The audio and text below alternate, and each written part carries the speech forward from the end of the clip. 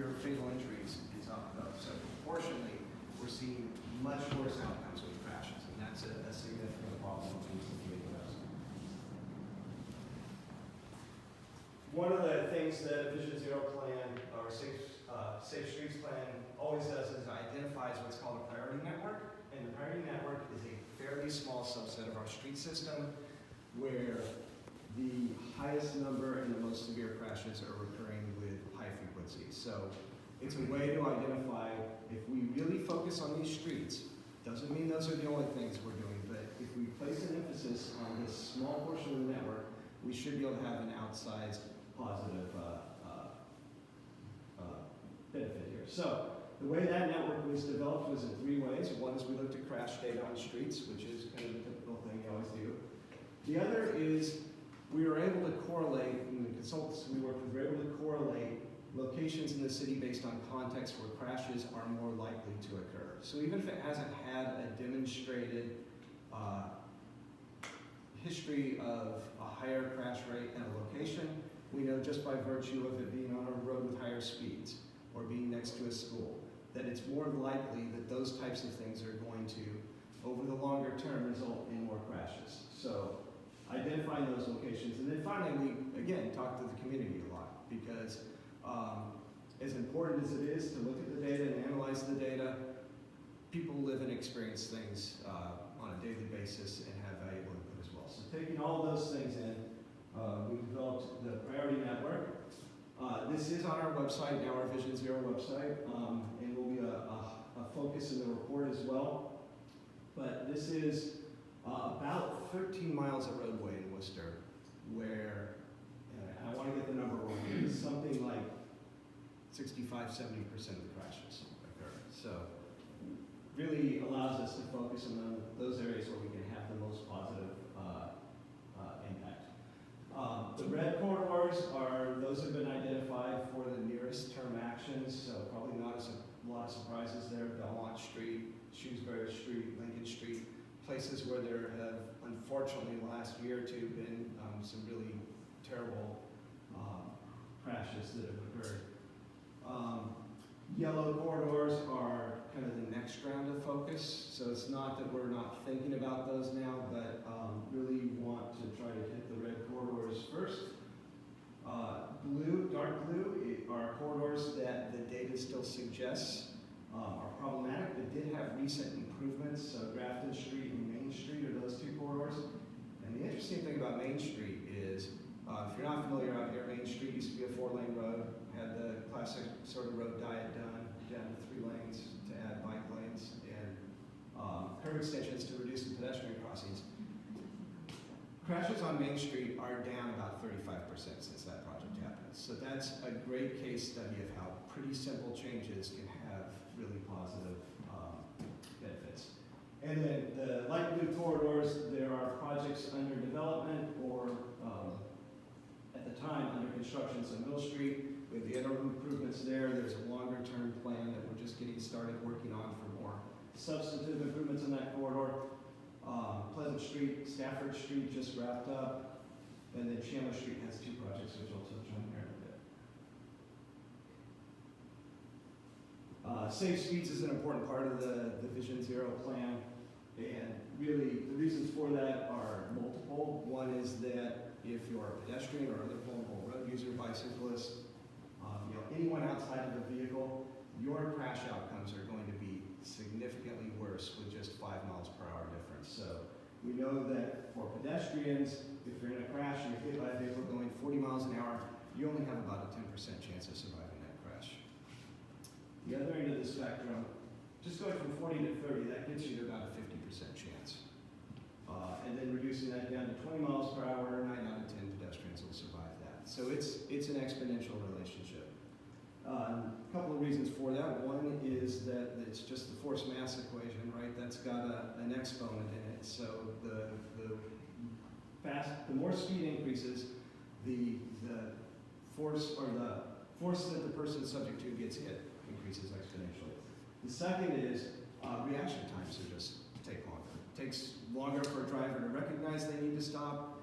It takes longer for the vehicle to actually stop.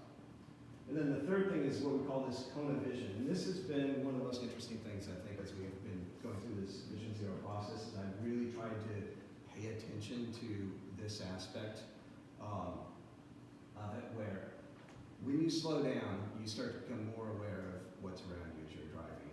And I encourage you, as you're driving through any busy part of town, commercial neighborhood, residential neighborhood, whatever it is, slow your speed down, make sure you're going 25 miles per hour, I presume that's what the speed limit is there, and recognize just how much more you can see at your peripheral vision. You're going to become aware of pedestrians on the sidewalk or waiting to cross the street. You're going to become aware of bicyclists. It really just opens it up. Whereas even just a few miles per hour faster, you're focused on the roadway because that's all your brain can process. Right, so the plan before that was the Mobility Action Plan. Again, this is sort of a broader based transportation plan.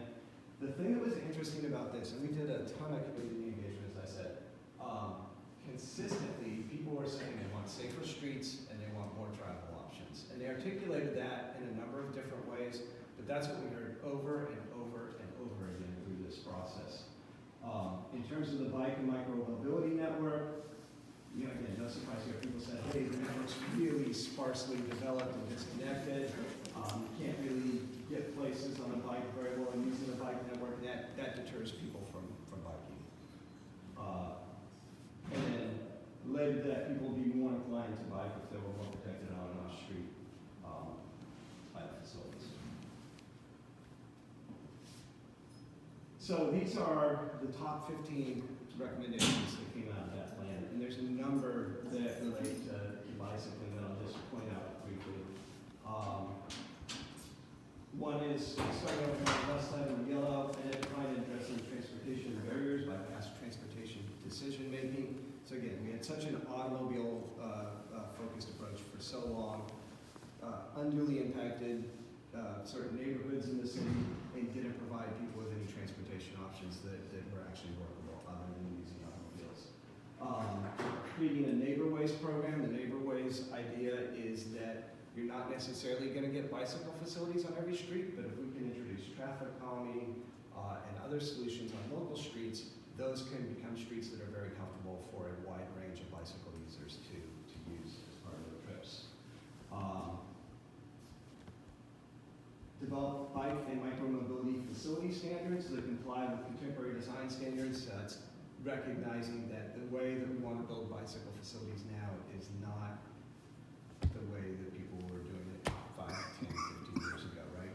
Just painting a lane on the street isn't going to cut it. It doesn't provide enough safety, and it's not a comfort level that's going to encourage the number of people to bicycle that we know really would do it if we had high quality facilities.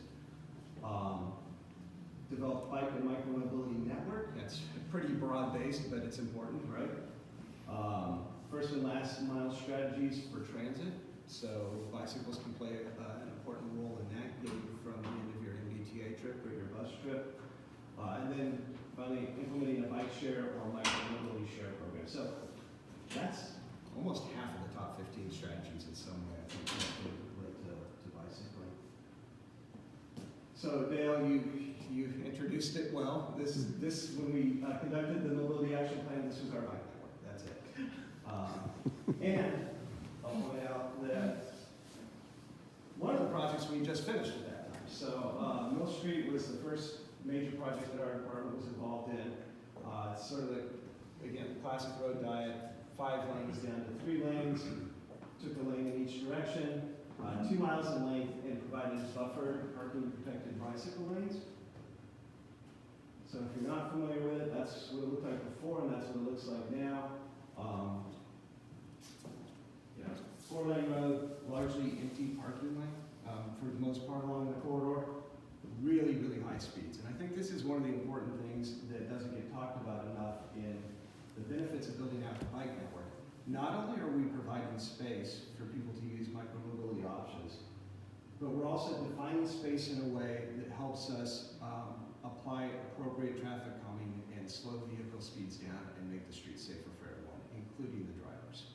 So that was a key objective here. It wasn't just about providing the space for micro-mobility users. It was about getting the travel speeds on Mill Street to something that's reasonable and appropriate for the residential, developed residential context there. By the way, never start with a parking protected bike lane as your first major project. All right, so this year we completed 3 more projects. They have a little bit of paint work that needs to happen in the spring, but for the most part they're substantially complete. Stafford Street on the lower part of the map you see. Predominantly buffered bike lanes. There's some space constraints where we weren't able to provide buffers along that street.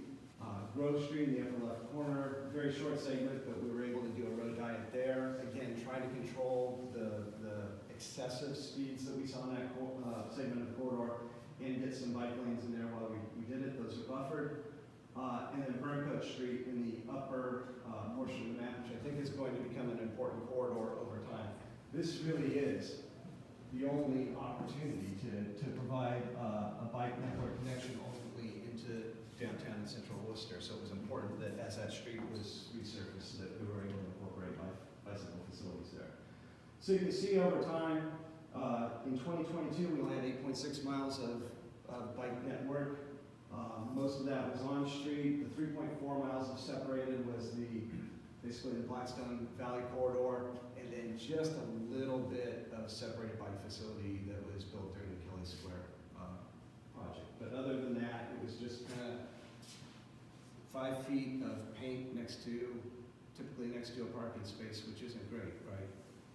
So we've been really trying to emphasize moving toward buffered or protected bike lanes, as you can see in more recent years. And the ultimate goal of wanting to build separated facilities. That requires a bit of design work, so we're not going to be able to do that in these very initial projects. And then here's what Matt said the bike network ultimately should look like. And Dale, you said we should put it on every street. Well, we almost identified every street, and I'll admit that's aspirational, right? This isn't anything that's going to happen anytime soon. But I think it's important to articulate what a well-connected bike network looks like, and to establish that up front, and to give people notice that this is what we need to be working toward. Doesn't mean that every one of those streets is going to get a bike facility anytime soon, but this is what we know it needs to look like to get connected. And then just as important as developing the network is the type of facilities we're building. So on the left is conventional bike lane. That's what most of the lanes in Worcester were previously.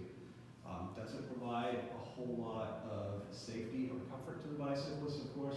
I have just recently started getting back into bicycling again. I used to do it quite a bit when I was younger, and I thought, I need to do this for health benefits, and because I just like doing it, and because I think it's important as part of my job that I understand how the facilities operate as a user.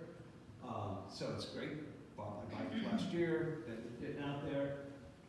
Those terrify me. I didn't realize I knew door zones were bad, but I didn't realize just how hyper-vigilant you feel you have to be. And you really do. I've known a number of people who've been door. When you're going down there, you're looking in every single vehicle as you're coming down the bike lane to see if there's someone in there who might open the door. So trying to get away from that to the extent possible. Recognizing that where we have space constraints, sometimes we're going to have to provide just your conventional bike lane. If at all possible, we're going to do that where there's not a parking lane though. So moving toward buffered bike lanes, those can be, just sort of separated by space.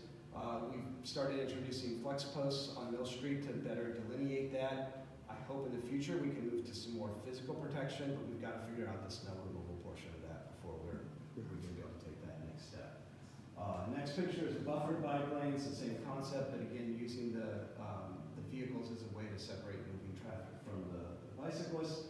And then finally, a fully separated bike facility. So that's where we like to go in a lot of these. Sometimes I think the buffered and parking protected are a good way to introduce the bicycle facility while design work can get done and funding can get put in place that allow us to get to the, where I think we really want to get to. So I'm probably going a little long. I'll try to wrap up here. Just briefly, goal of street design and safe streets. This is Stafford Street before the recent project, and the thing that is just mind-boggling about this to me is, so there are 20-foot wide vehicle lanes. So we had a problem with speeding here, probably not surprising to anyone. And you can tell there's a problem with speeding here because all of the cars are parked on the sidewalk, even though there is more than enough room to park on the street and still have a 12, 13, 14-foot lane next to it.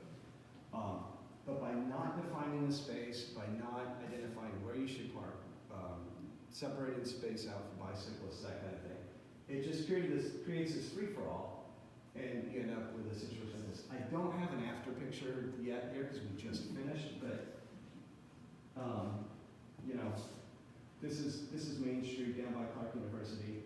Again, there's the doors on the bicycle zone here, but I think it is a good example of, all right, here we're defining the spaces appropriately. Drivers are going to be more careful here. They're going to be going more reasonable speeds, and we're creating space for everybody. So trying to move from the first picture toward that. So we have this thing, the annual street reconstruction program. So it's basically the resurfacing project. This is where the city spends the bulk of its money. Any given year, the city will spend between $12 and $15 million resurfacing its streets. Many of them are in terrible shape. This is Mill Street before the project. And so there's a lot, and this is not unique to Worcester. So cities all across the country are facing this. These streets need to be rehabilitated. So our approach is that this is a huge opportunity for us. We need to recognize that all streets should be complete. They should not be just for focused on vehicular drivers, but we need to have accommodations for all users, and that every one of these resurfacing projects is an opportunity. That's a blank slate. So we need to be able to think about what should that road look like instead of the speedway as Mill Street was formerly known. To help inform that, we've developed a pavement management system over the last year. This is a road condition for every street in the city. That's going to help us make more informed decisions and spread those dollars further. It's an important component of this. And then as these projects move forward, we're trying to identify them further out in time so we have time to plan and design improvements to those facilities. So on every arterial and collector street that's being resurfaced, we want to look at incorporating bike, pedestrian, and transit elements into those projects. Sometimes we're going to find a street and say, hey, this thing needs to be completely redesigned. There isn't an interim solution here. This is a major reconstruction project that could be put off to the side. The planning and design work can then go forward, funding get put in place, and that kind of thing. But a lot of the projects are going to be able to move forward right now with just changes in lane markings like we did on Stafford Street, bringing the sidewalks and curb ramps up to ADA compliance, and building pedestrian safety improvements that can be incorporated in a relatively short time. So just last two slides, there are two major projects that we're working on now, those large-scale redesigns. One is Chandler Street between Park Ave and Main Street. It's your classic four-lane street today. Major corridor, carries a lot of traffic. One of the least safe streets in the city. Really problematic in terms of the number of crashes here. And it's all sorts of crashes. Lots of pedestrian crashes. Surprising number of vehicle versus building crashes, which is, don't quite understand how that happens so frequently, but it does. Not a particularly beautiful street, right? There's no trees, there's no green down there. So want to do a road dive here, get that down to one lane in each direction with a center turn lane at the cross streets. That really scares people, I understand. The idea that why are we reducing the number of lanes on a street that's congested, but we know that by providing the center turn lane, we can have the same throughput on the street that we do with 4 lanes, and we can do it a lot safer manner. That'll also create space for other uses. So here we're proposing separated bike lanes up on the sidewalk level that will be in addition to 10-foot sidewalks, which are the current width today. And then the other one is also on Chandler Street. It's down by Worcester State. This one's a little bit further along in the design process. The proposal is for 2 roundabouts here to slow traffic. As you know, if you're familiar with that area, people fly through there. There's two Worcester public schools as well as the university. So really important to slow people down. Again, create some green space here. The bicycle accommodations will be on street approaching the project. In the project, there was a bit of a space constraint, so what's actually proposed here is a mixed use or shared use path on either side, pedestrians and bikes. The bike lanes or the travel lanes are wide enough that I think more experienced bicyclists are going to just, that's a short duration, traffic slow down. I think a lot of bicyclists will just stay in the lane through the two roundabouts, but there is that option to get up on the sidewalk level with a, where is it?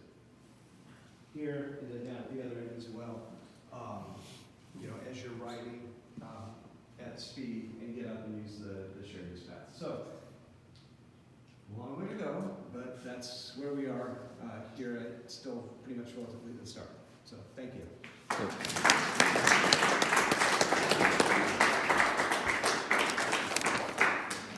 Thanks, Steve. And again, the big piece of this is, if you have thoughts, if you have ideas, if you have comments, if you have concerns, issues, contact. He's right there, right? Get him before he leaves the building. But afterwards, contact their department. And if you're part of an organization, make sure that you put out the word to people that the people who are doing this work are accessible. You can contact these folks and give them some input. And that's a key piece. I think so many people don't feel that they have any mechanism to have any impact on how things are going to be. Dale, can I just say one Yeah. thing real quick? I forgot to bring cards today. I don't know how I did that, but if you go to our website, the Department of Transportation locally has a pretty extensive website, and our contact information is there. You can just email us at mobility@worcesterma.gov, and that'll eventually will make its way to either me or one of our staff members who can better help you if they know what your question or topic that you'd like to discuss is. Yeah, and I think that we have them, again, on the Bike Alliance site. One thing that, a long time ago, we were talking about this kind of thing, and they were talking about how, what if somehow we actually, everybody drove at 15 miles an hour, right? I mean, it's sort of unrealistic in this country, but if everybody did, could we actually, would all of this stuff actually be necessary? Would we need traffic lights? Stop signs even? Right? At 10, 15 miles an hour, right, we've changed the entire dynamic about how people feel about being out on the road. So the speed component of things is a huge deal. All right, thank you. Next up is Alex Salcido with Mass Bike. Good afternoon. How is everyone today? Good. Good. So, my first question for all of you is, do you know what Mass Bike is or does? Are you familiar with Mass Bike? Raise your hand if you're familiar with Mass Bike. All right, I'm 50%. So, to put it simple, I obviously said I'm gonna throw the vision and mission. We're working on updating our vision and mission. But more than anything, I'm just going to put it very simple. Mass Bike is a Massachusetts Bicycle Coalition, and what we do is that we advocate at a state level, at a local level, and at a federal level for safe cycling in Massachusetts. And while Steve was presenting, I was thinking to myself, wow, we don't know how many things the city is doing unless we attend an event like this. This is when we get into the nitty-gritty and we understand, wow, there's so many things happening related to bicycling. And if we don't come to one of these events, we have no idea that, in fact, people are biking in Massachusetts and there's a big interest in continuing doing so. So, just for you to read, I'm not going to read it for you, but the most important part is that I would say that as a coalition, we are doing what we're doing with collaboration. We wouldn't be able to do what we do if case you are curious, there are only 5 staff members in MassBike, and we are a statewide organization. And in fact, it's 4.5, not because one of us is shorter, but because one of us is part-time. So we have to cover the whole state. And I always say I'm the only one in Worcester, and I would not have been able to do, and you're going to see it in a bit, what we've done if it wasn't for the fact that we collaborated, or that we're very fortunate in 2024 to have a lot of organizations working with us to continue the work that we started in 2022. And if anybody has any questions, please interrupt me, and I tend to talk too much, so just let me know if you have any questions. So what did we do, or what happened in 2024? We did 22 events. That tells you that we basically did 2 events a month. And the events had all kinds of shapes and forms. Again, I'm not gonna say that we did all this. In some events we organized, some events we participated in, others we were very lucky that somebody did it for us. I'm not gonna forget that, especially in the Worcester Bike Swap, it was something that unfortunately I wasn't in the state that day, and Nate Lewis, who's here today, said, okay, I'll present and I'll table for MassBike, and so that's the example that I want to show to you, that if we don't collaborate, we're not going to do as many things as we want to do. The other thing is that you might have heard that MassBike run an e-bike program, started in 2022, received funding for the first phase of the program, and last year in June we were fortunate to get more funding for a second phase of the program.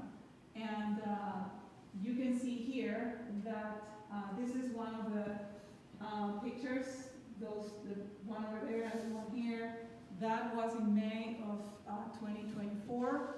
It was a graduation of the first cohort, because we were starting immediately with the second cohort, and we did a graduation, and we also did bike ride in the rain. And for the ones who participated in that ride, I don't think they will ever forget the experience that they had. We were soaked and wet like nobody's business. Devin is here, and he can attest for that.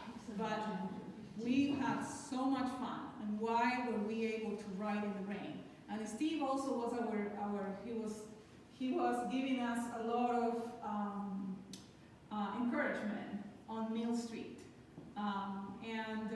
Something that I will never forget is that we were able to ride in the rain without feeling afraid. Why do you think that happened? Because we were riding in a parking protected bike lane. And nobody had any issues, and it was pouring. It was an incredible day. It rained all day, and we were able to do it safely. I think it was 14, 15 of us, because of the parking protected bike lanes. It shows that if we have the right infrastructure, people are willing to take risks, even when the weather is not perfect. Any questions? Any comments? All right. And you can obviously see, something that you will see here is the happy faces. There's something about writing, and immediately we tend to show a smile in our faces. That only happens when people are having fun, and generally when they're writing. So one of the things that is important is that we did not only do events during Bay State Bike Month. I think the majority of the events were encapsulated in May, we did 6, but we also did events from January all the way through November. And this is, the proof is in the pudding, they say. We tabled at some of the colleges and universities. We were invited to table at the Women's Fair at Worcester State. And it was incredible to see the faces of the students and the staff at Worcester State, how they didn't know that there's an organization that advocates for cycling in Massachusetts. This is a college town. And it's incredible to think that very few people know that there are things happening related to biking and that people want to bike. So this was a great way of combining not only riding but also how it relates, as Steve said, to our health and wellness. And something that makes us very proud is that we tabled a lot at the farmers market. Again, CMRPC is here, Jahara and Nate. They were kind of like with me and some other volunteers at every step of the way. And something that Jahara and Nate said to me, this is a great opportunity for us to learn from the community, directly from the community, and understand how they feel, what are their fears, and what are things that they want to see happening in the city. So one of the things that I wanted to bring to you is that people do want to share their feedback. If we ask them, they are willing to share, or they want to share what they want to see happening in the city. And that's an example. We brought all the information of the Vision Zero plan, and we asked people, do you know about Vision Zero? Sometimes they would say, no, I don't know. Can you explain it to me? And these are the pictures. Yahara brought all the maps. She brought all the stuff from the city. I still remember that she was carrying the whole thing, and we were all kind of like trying to figure out how we could have all these maps and all these flyers and information without having the wind blowing it on the ground. So those are the examples. All this feedback that we received, we gave it, we provided back to the city, and you will see that even though it seems that we are not paying attention to what people want to say, this was the best example. If you came to us, we immediately provided that feedback to the Department of Transportation. Any questions or comments? All right, so we also did community rights, and you guessed it, we were able to do this community rights. There was a lot, everybody remembers here that there was a lot of conversations happening about Main Street. So what did we do? Instead of joining the conversations, what we did is, okay, we're gonna put a flyer together in which we are going to organize theme rights on the parking protected bike lanes. And believe it or not, little by little, people started, the word was out, obviously, we have a social media campaign, or we have, obviously, we have a communications department at MassBike, and that was key to tell people that these rights were going to happen. And you can see here the amount of people. I would say that my favorite was the Father's Day ride. It was covered by Spectrum News. And you could see how safe not only people rode by themselves, but they brought their whole family. And mothers decided to ride with their kids. And I still hear comments that you have no idea how much fun I had. It was the best way to celebrate Father's Day for the first time, doing a bike ride. So that tells us that if we provide the resources to people, if we provide the events to people, they are going to show up. And I do want to say that these events, it was very meaningful for me to see that not only participants from the second phase show up, participants from the first phase also show up, and everybody had fun together. And I have to say that if you go and look at the back, you're going to see one of the participants of phase one, who later on became a volunteer for us when we did deployments of our bikes. And my next slide is about the deployments that we did. I have heard of people saying, how did you do this? How did you deploy these e-bikes? And I say, well, one bike at a time. We did all our deployments at Landry's, and the deployments of every single bike were on a personalized and individual way. So it took us, in the first phase, we deployed 98 bikes. In the second phase, we deployed 105 bikes. So you can imagine how many times I've gone to Landry's 4th in Worcester. I can go there with my eyes closed now, because definitely I became part of the staff of Landers. In fact, people were convinced that I was working at Landers too. So one of the most important things, and I'm gonna go back to what I said at the beginning, we just don't give people bikes. We equip them with the training that they need in order to bike safely. We cannot anticipate everything, but so far and I have to knock on wood, we haven't had any fatalities among our riders, because we took the time to explain to them how they can do it safely in a city that doesn't offer all the capabilities to do it so. Any questions? Yes. What's the best way to go on? Oh, sorry, who are you calling on? I raised my hand too.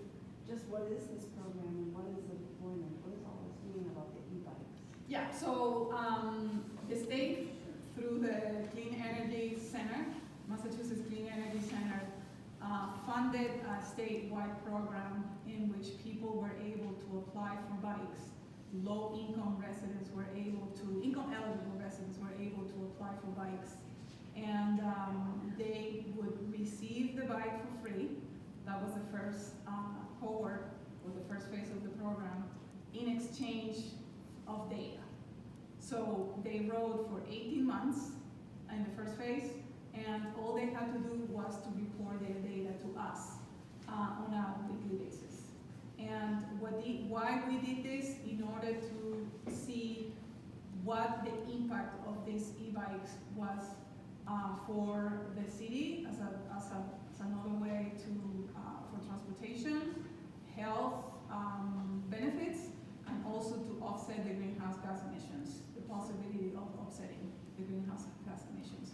During the second phase, which started, as I said before, in June, and is still happening, what we did is that we did half of the bikes, actually 40 bikes, were in the same way that we did the first phase, but the other 65 bikes were through vouchers, which means that we open it up to other segments of the population that make a little more money, and they were able to get an assistant in the form of a stipend, so they would be able to buy the bike and the accessories, and they would also be able to get access to a tune-up.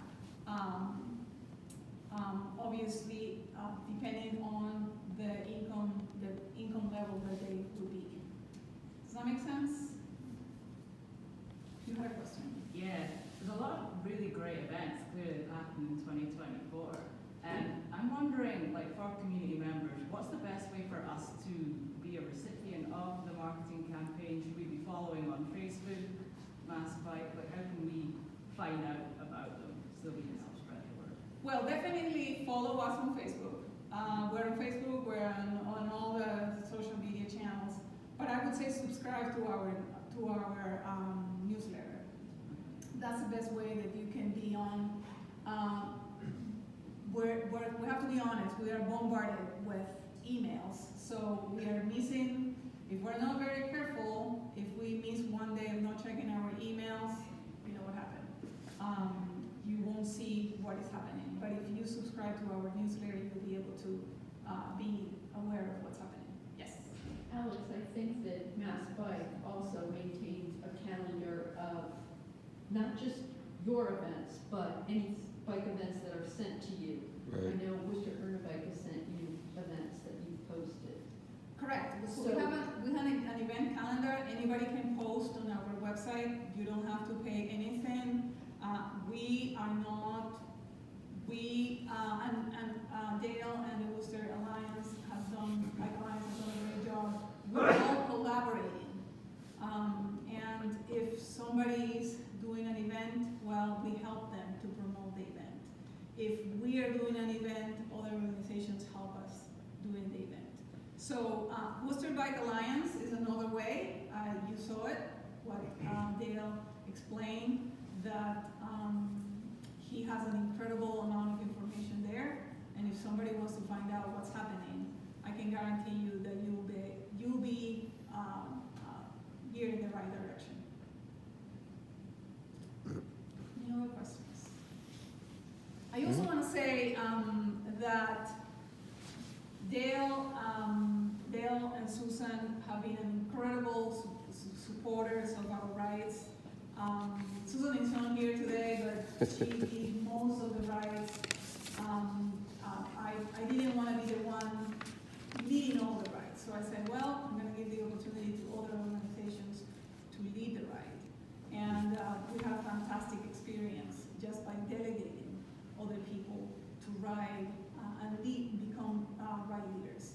So that's another thing that is important, and I do want to make sure that I acknowledge everyone. Kim, during the first cohort of the program, he led a ride for us through Worcester and a bike. And one of the things, and I don't know if you noticed here, this one, I love this picture. Worcester and a bike was there with their equipment, and people were able to have a checkup of their bikes before the ride. So we didn't have to go to Worcester and a bike. Erna Bike knew about our rights. We had told them in advance, and they came to us and said, we want to be there. And they brought their equipment, and people were able to get their bikes ready for the ride if the bikes weren't ready. Awesome. All right, Good. so You all any set? other questions about this? So one of the things, and I don't remember, I don't know your name, the one with the pink, yeah, What, Jennifer? Jennifer. Jennifer asked, what is this program? And I started explaining very fast that we collect data. Data has helped us make the case for a lot of things, because when you bring a chart, it makes sense. It's not just about the fun. We have to connect the dots between the fun and why is it that we are doing this. And here you can see that we can prove that people are using their bikes and what they are doing with their bikes. I have to say that this one, if you had seen it back when we did our first cohort in August of 2022, most of the rides were for recreation. But as people felt comfortable riding their bikes, the data started evolving. And for our second phase, you can see it clearly that 47% was for recreation, because there were people who rode for work purposes and also for travel purposes. And this came up a lot in November. You know why, right? Thanksgiving. And you can see it makes sense that during the summer months, the data goes up, and as the weather gets colder, data starts going down. We've seen that twice already. And I can bet you right now that if we had more bike infrastructure, people would be willing to ride more when it's cold. Because there isn't cold weather, or there isn't bad weather. What is it? Bad clothing. Bad clothing. And I think I saw Dale yesterday in his bike going down Middle Street. And I was like, this guy's crazy. Well, he was riding, and he was all equipped, and he was able to ride in the cold. And I also discussed that there's a potential of the reduction of greenhouse gases. Well, we're proving that the more we ride, the more we save in our greenhouse gas emissions. And here's the proof. We're going up as we ride more. This is a cumulative, and this is every month. And why is this important? Because if we go all the way to 10,000 pounds of savings emissions, estimated savings emissions, that is the equivalent of 365,813 smartphones charged. So we're saving all this energy for other purposes. And same thing with the 509 gallons of gasoline. So all this proves us that not only that we get all the benefits, all the fun, but we can also save our planet. if we ride our bikes more and leave our cars behind. So I did want to put this because, again, we wouldn't be able to do what we do if it wasn't for collaboration. And 2024 and obviously 2025 is the proof that if we collaborate, we can do more. If we go alone, what is that quote that says, if we go together, we go farther? Well, this is the truth. And Dale said, so what's next? We have our annual meeting here at the Major Taylor Museum. This is the first time that Mass Bike is gonna have its annual meeting in Worcester. We're gonna do a hybrid event, and we're gonna be here at the Major Taylor Museum. So I hope you join us, and I hope you let people know that we will be here on January 25th at 1 o'clock. We also continue doing advocacy work. We did the first Massachusetts Lobby Day in January last year. We're gonna do a second one on February 11th. And we're also putting together a toolkit for all the communities, all the state and federal authorities or personnel who would like to put an e-bike program together like the one we did in Worcester. And we are one of the 8 organizations around the country that has been granted these funds to put together a toolkit. So you will hear more about that. And you can follow us, how we are gonna do this toolkit with massbike.org, and obviously more events and rights. And this is for Dale. He said to me, well, how can people get involved? And I decided to put it very simple. We have something that is called a Lights Brigade. Anybody can write to us. You'll find the information on our website, and just distribute lights for free. You don't have to pay anything. We'll send you all the lights, we'll send you all the information, and you'll be able to distribute lights for people who need them, and so they can ride safe at night. Volunteer at a bike event. You saw how many events we did in 2024. We always need volunteers. Right, Nate? And ride with us on Sunday. We are doing a community ride on Mill Street every Sunday, and the ones who keep at it is Dale and Susan. This is an idea that started with Barney's. Peter decided not to do it anymore, and then the community said, okay, we're gonna do it, and we rode all the way through the end of November, I believe. Jim still rides. I'm sorry? Jim is still riding. Jim's still riding, so if you want to ride in the cold, learn how to ride in the cold on Mill Street. It is happening at 9 o'clock, obviously, if it's not ridiculously cold outside. Mm-hmm. I think Jim rides when it's down to 30, you will see Jim. So check the weather first. Yeah. Thank you. Thank you.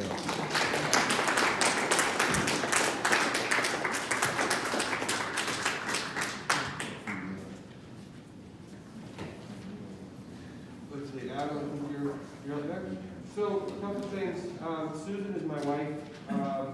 She's a much more intrepid and gallant and cyclist than I am. She rides significantly more than I do. She takes the train. She works in Boston. She rides Main Street a couple times a week. She goes back and forth. She volunteers in Hanover, rides Main Street at 11:30 at night when she gets off. We live in Worcester Square. It's only worse. The thing is, and I'm president of the Seven Hills Wheelmen. She and I are part of the 1% of people who ride bikes. We're comfortable and feel safe riding in almost any situation. That leaves 99% of the population who aren't how we ride. And that's the 99% that I think we've got to really try to get to. The thing I think that goes along with that is that we need to have lessons. We need to be teaching people how to ride bikes. Not only just from a beginner standpoint, but getting ready and getting on the bike, but how do you ride comfortably in the city? How do you ride comfortably in a group?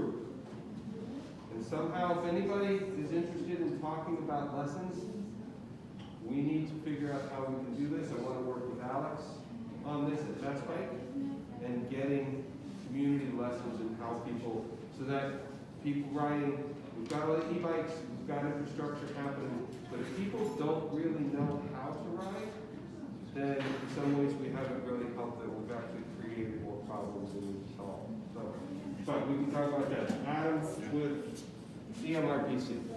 So. Thank you, Dale. I think that's a great transition. Yeah, I'll get into it more, but we are trying to get more and more people biking, so thank you for that. Just as a refresher, I'm Adam Riggins. I am the active transportation planner at Central Massachusetts Regional Planning Commission. Has anyone heard of CMRPC before? Two people? Great. Excellent. Better than yesterday's crowd. Anyway, I'll introduce what CMRPC does a little bit in just a moment, but for the majority of the presentation, I'll be talking about our update to our regional bicycle plan, which we'll be working on this year. So, just an overview of the presentation today. I'll introduce who we are, what we're doing, and then focus the rest of the time on this particular bicycle plan that we're working on. So jumping into a little bit of history and context, and then right into the scope of the plan, and then I'll touch upon the community engagement side of things as well as some of the data that we're starting with. And that image on the right is a picture of the Laxon River Bikeway. So, in the 60s, the legislation made regional planning agencies, and that is essentially trying to ensure collaboration and sort of continuity from a regional perspective. Regional planning agencies do all types of different planning, a lot of different services that we provide to our communities, which are Worcester and 39 surrounding communities. So thinking about the southern 2/3 of Worcester County. So those services that we do, range from land use planning, municipal vulnerability preparedness.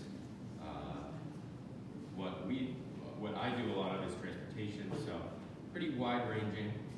But in the 70s, then Congress mandated MPOs, which are metropolitan planning organizations, and that's a similar idea to RPAs, but more thinking about transportation and sort of seeing federal dollars through to regional projects and having that collaboration and continuity at a regional level. So what is a regional bicycle plan? Essentially, it's a document that serves as a step towards the future where biking is recognized and celebrated as a key component of a multimodal transportation network. So sort of what Steve talked a lot about is planning and creating spaces that are not just for car travel, but a lot of different types of mobility. I think this group today is pretty well aware of the benefits of bicycling. Alex touched upon a few good ones in the last presentation, so I'll skip over that, but happy to talk about that with anyone at length.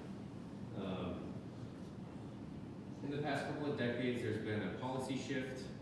Steve spoke a little bit about this in his presentation, Vision Zero, just the belief that death and serious injury on our roadways is unacceptable. It's not just a sad part of reality that we have to accept. We can actually fight to make that not happen, and eliminate that from happening. So the Federal Highway Administration promotes the Safe Systems Approach Framework, or promotes that for as a way to kind of achieve Vision Zero. And Steve talked about this same visual as his, but just stressing that creating a safe transportation network is something that has to be approached from lots of different vantage points and is sort of a shared responsibility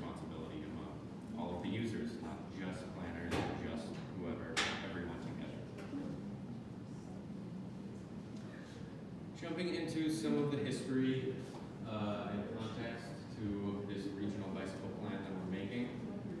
We developed a regional bicycle plan in 2018. So this will serve as the update to that document.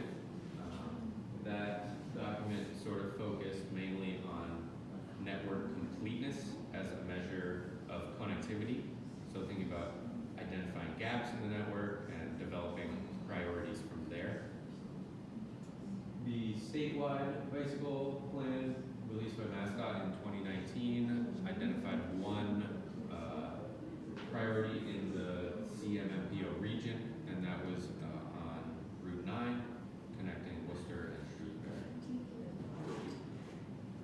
The CMMPO released the Bicycle Compatibility Index, which was a cool supplement to our bicycle plan in 2021. And that index graded all major roadways throughout the region, A through F, based on that roadway's compatibility to have bicycle infrastructure on it. And I'll get into that a little bit more in a little bit. The Complete Streets program, Steve touched on this, but that just allocates funding to municipalities for projects that accommodate all users of the transportation network, not just cars, transit, bicyclists, pedestrians, users of all types of micro-mobility tools. And then Alex had a great presentation on some of what MassBike does, but that e-bike program, this photo here shows one of the e-bikes, and they've distributed roughly 200 e-bikes in the past couple of years, so we are really thankful for that program, and that's a key component of our sort of collaboration with some of the organizations that are working hard already in Worcester and surrounding communities. So getting into the scope of our plan, these are some of the goals of the plan. So we want to continue the development of a safe, convenient, and comfortable bicycle network. Trying to create more travel options for people, not just dependent on their car to get around. And then another sort of key component of what a bicycle plan is a comprehensive list of projects, potential actionable improvements in Worcester and all of the communities that are within our region, so 40 total communities. And that is a huge part of what we're going to be doing with this plan. And then finally, not just saying, here's the list, go do your thing. We really want to see it through, connect these communities to funding sources so that they can implement these changes that we're recommending. There's a Water Street. So some of the tasks we're looking at in the coming months here, I will dive into the community engagement side of things in a minute, but for the whole data side of things, we are doing some of our own data collection, trying to get good counts, accurate counts of how many bicyclists and pedestrians are using certain areas in the city, and then also acknowledging that tons of great data exists out there in the world. So trying to make sure we have all of our sources and aggregating all of those together. Two of the biggest tasks of this plan will be conducting a couple of different types of analysis. Our connectivity analysis is going to be based mostly in access to destinations, so sort of augmenting that previous plan that looked at network completeness. So not just where are the gaps, but where do people live, where do they go, how do they get home, thinking about how people truly access where they go and how we can create a network that works for human beings. Our safety analysis will be using an equity lens, so looking at sort of high crash locations, looking at areas of environmental justice populations, as well as Mass DOT's Vulnerable Road User Report, which uses a data-driven approach to identifying who those vulnerable road users are and what neighborhoods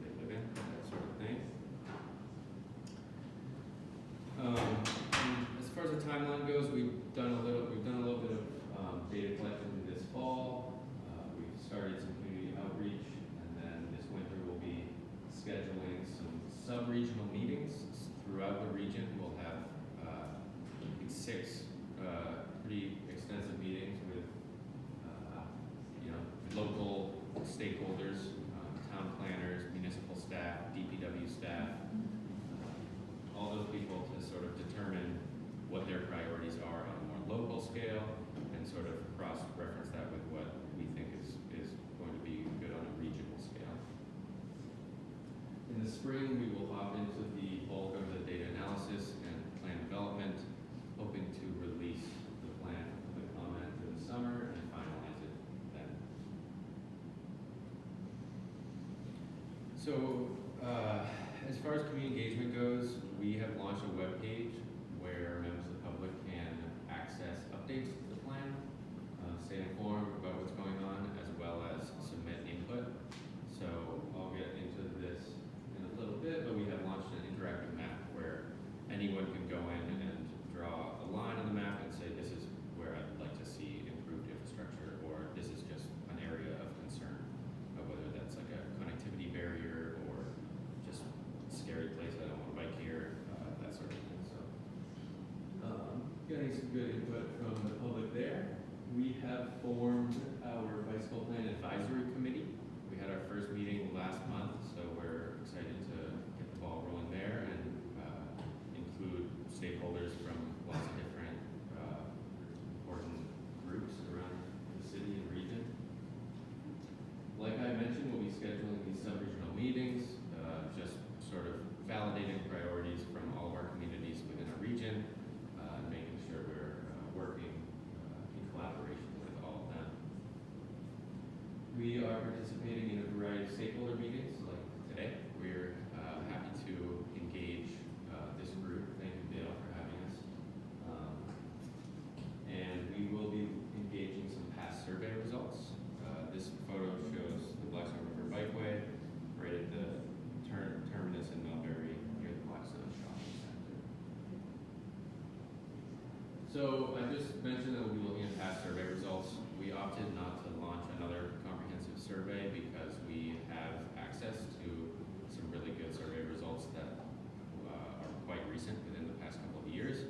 So we'll be looking at those.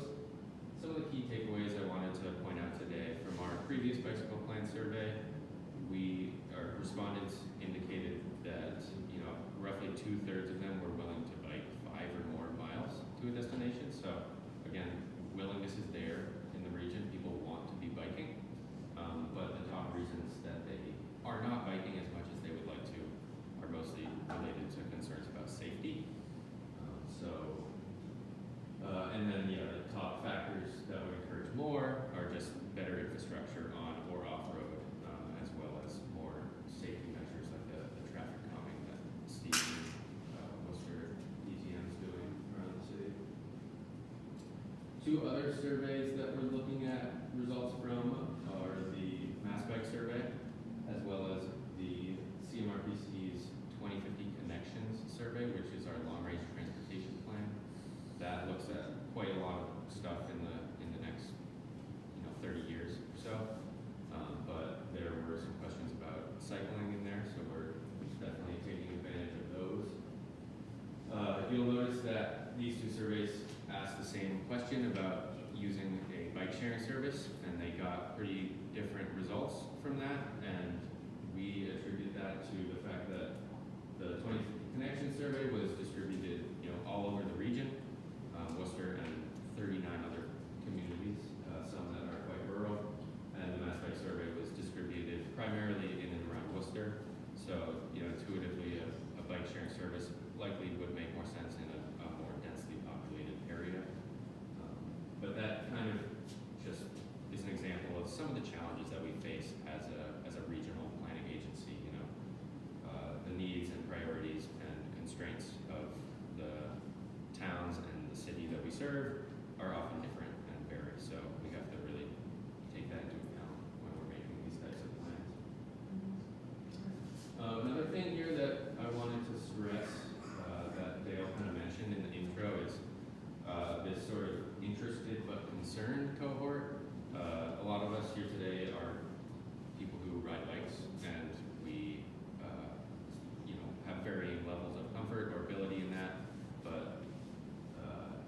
we are trying to convert vehicle trips to bicycle trips. So really targeting that group who is, interested in biking but doesn't, whether that's a safety concern or something else. And again, the Mass Bike Survey, from my perspective, like a lot of the respondents to that are probably people who are already somewhat in the biking world. So looking at some other polls and like other more national level data, it seems that that's kind of low. Like roughly, I would say about half of people are, interested in at least not being as dependent on their cars as they are, whether or not that is biking or walking or other, public transit or something like that. But that number is probably a little bit higher, I would say. So that's a huge target audience of ours. The potential everyday bikers who are not doing that. So jumping into some of the data that we're sort of using as a starting point for this plan, this map shows priorities developed from the previous bicycle plan that CMRPC released in 2018. And for that plan, priorities were categorized into 3 categories. We have regional priorities marked in red lines, blue priorities that are major priorities that are shown in blue, and then minor priorities that are shown in green. And the differences there are just, regional priorities are connecting centers of activity across larger geographic areas, whereas those major and minor priorities are more localized, connecting more localized centers of activity. This is showing the results of the bicycle compatibility index that I talked a bit about before, and like I mentioned, all major roadways in the region were graded A through F on their suitability or compatibility to bicycle infrastructure, A being most compatible, F being least compatible. And the factors that were used in this analysis were things like presence of a paved shoulder, the width of that shoulder, and then things like traffic volumes on that roadway, traffic speeds on that roadway, as well as like slope of the roadway. Are you still using the 2021 BCI that says that putting a bike lane on a 40-mile-an-hour road is okay? Because I've hit pushing B-walls. Every community in Worcester County is quoted. I've had the opponents quoting that back to me and throwing it in my face saying, we got a 40-mile-an-hour road that contains a line, and we don't need to build your stinking trail. And it's the biggest piece of damage that I've had to getting B-wall moving. Yeah, I think understanding the limitations of an analysis like this is super important. The A, I think, and even just how we're defining what bicycle infrastructure is. Like, is a 12-foot paved shoulder considered a bike lane? Is the presence of a little arrow there, is that what defines it as a bike lane? Those sort of things. So, I think the higher speed roadways are generally scoring pretty low on this analysis. But I don't think that in the BCI anywhere it really is like highly recommending, a bike lane that's not separated or protected on these higher speed roadways. Unfortunately, your phrasing of that document, I was initially part of the advisory committee for the previous plan. Didn't follow any of the stuff that we commented when I was on that, and made it sound like one stripe of paint, not even churros, nothing else, and we're solved it, and it's causing a lot of damage. Okay, thank you for that feedback. I did not get, I'm new in this role and haven't, didn't play too much of a part in developing this at all, but I appreciate that feedback. All right, well, that would be the kind of thing, now that you know that, Adam, and sort of moving forward, it's like, that's the kind of thing we have to work with, right? Is that if we know that there are people in towns that are looking at old data and old planning material that's been put out, and how do we help you collectively in some form, you know, and maybe it's, you know, to get more relevant information and to make better arguments, you know, now with updated information that we have. I mean, that's the whole point of this. My So- problem was is that, by the point we came up, Worcester County, or CMRPC came out with the BCI, the federal government had already published their nice little chart that showed the comfort level, and basically said, if you aren't a separated bike lane, don't even think of 40 miles an hour, and Yeah, and that's gonna happen, right? And that runs, and that happens all the time with when, and just to, not to take your time, Adam, but, and we can get back to this, when the stuff is happening in Worcester, and I live off of, you know, we talked about Mill Street, this road in Worcester, when all of that went in, and the work that's happening on Stafford Street, my neighbors are going, you're the bike guy. Who said this was okay? When did all of this get talked about? I'm like, this has been in the works for years, but people aren't aware of that, those early conversations. And that, unfortunately, I think is some of what you would run into, is that the information that got put out, say for 2021, was probably 10 years in the making. And so at this point, it's that much older, and we just have to kind of just trying to keep, you know, except in updated. this case, it wasn't. Well, I was on the yeah. advisory committee for the bike plan, and it wasn't present at that time. Yeah, okay, well then I stand corrected. So, yeah, but we can get back to, and if there's some way we can help you, let's figure out how we can get that done. So, yeah, okay, yeah, Adam. Yeah, and this map is just isolating the roadways that scored A and B on that analysis. So sort of representing some of the areas that, according to this analysis, you know, found most compatible to bicycle infrastructure. Which isn't much. Yeah, not much. So I talked about scheduling those sub-regional meetings with like some of our more local town planners and municipal staff. And so as a starting point for some of those more local priorities, we're looking at the complete streets prioritization plans. And Steve had mentioned some of these efforts in the city of Worcester. But I believe 32 out of our 40 communities are have adopted the complete streets policy and created prioritization plans. You know, sort of highlighting their commitment and desire to support these types of initiatives. But these are those what we're, you know, considering those local priorities. And there's not, you know, a whole lot of sort of regional connectivity. So that's kind of where, as a regional planning agency, our work becomes, you know, is important to sort of connect towns to the towns around them, and then also to other greater centers of activity throughout the region. So Adam, if somebody lives in a town and they're not really sure, they can contact you and you can put them in touch with others? Yeah, so one thing that CMRPC does is kind of just serve as a liaison and can assist in actual like technical assistance. So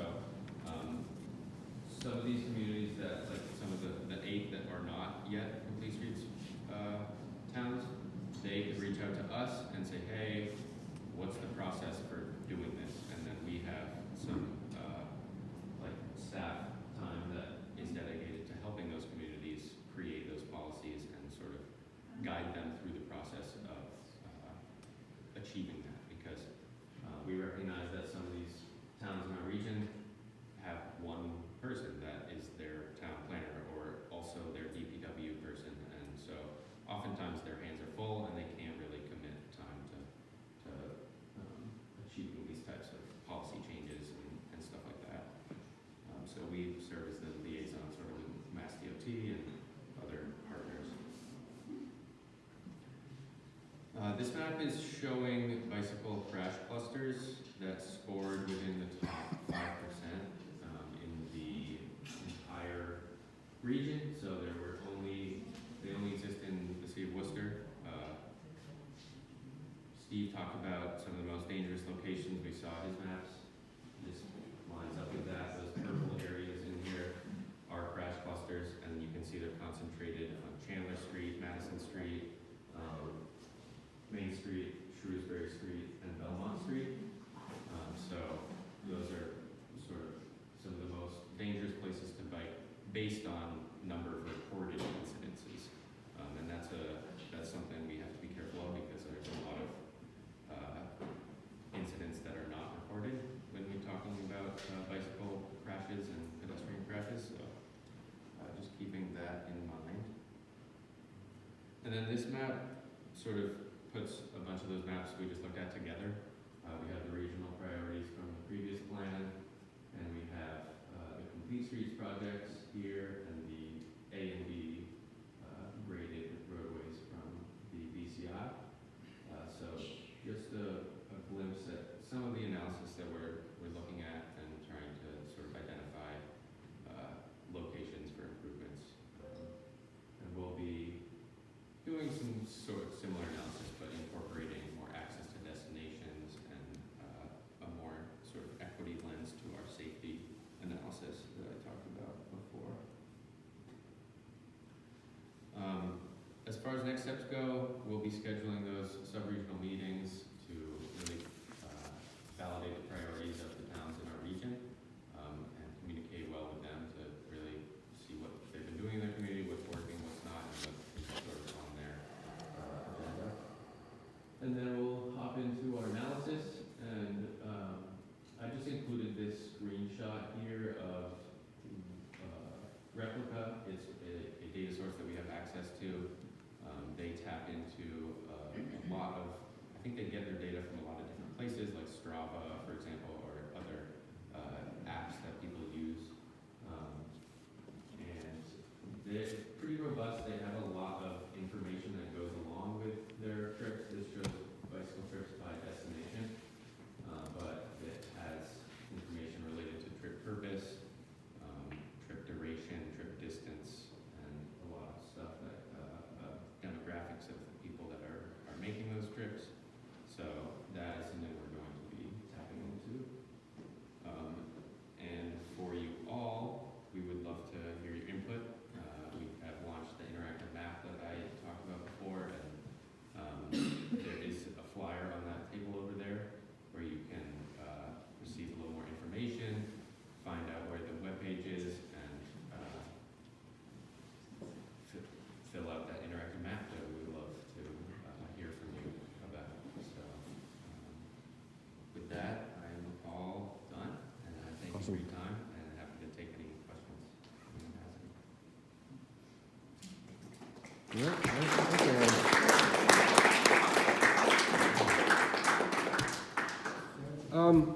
Okay. Go ahead. So I got here late, but I had signed up to hook into your last meeting. Yeah. And the things that intrigue me in terms of the scope of this is getting down to the nitty-gritty of Worcester streets without bike lanes. And the conversations you've had with anybody from the city so far of like, what do we do? Yeah, I mean, the useful part of this plan will be sort of that comprehensive list of, roadway segments, stuff like that. But even we know, particularly with Worcester, the presentation Steve gave earlier, they're doing so much work in developing priorities and a lot of extensive sort of like work into the priority development. So you could talk to Steve a little bit more about this probably, but they put a lot of data into, behind how those priorities are developed. Yeah, we talked about that before, I think you got there, so happy to catch up with you afterwards. Okay, sure. So you know where we are. Thank you. Anyone else?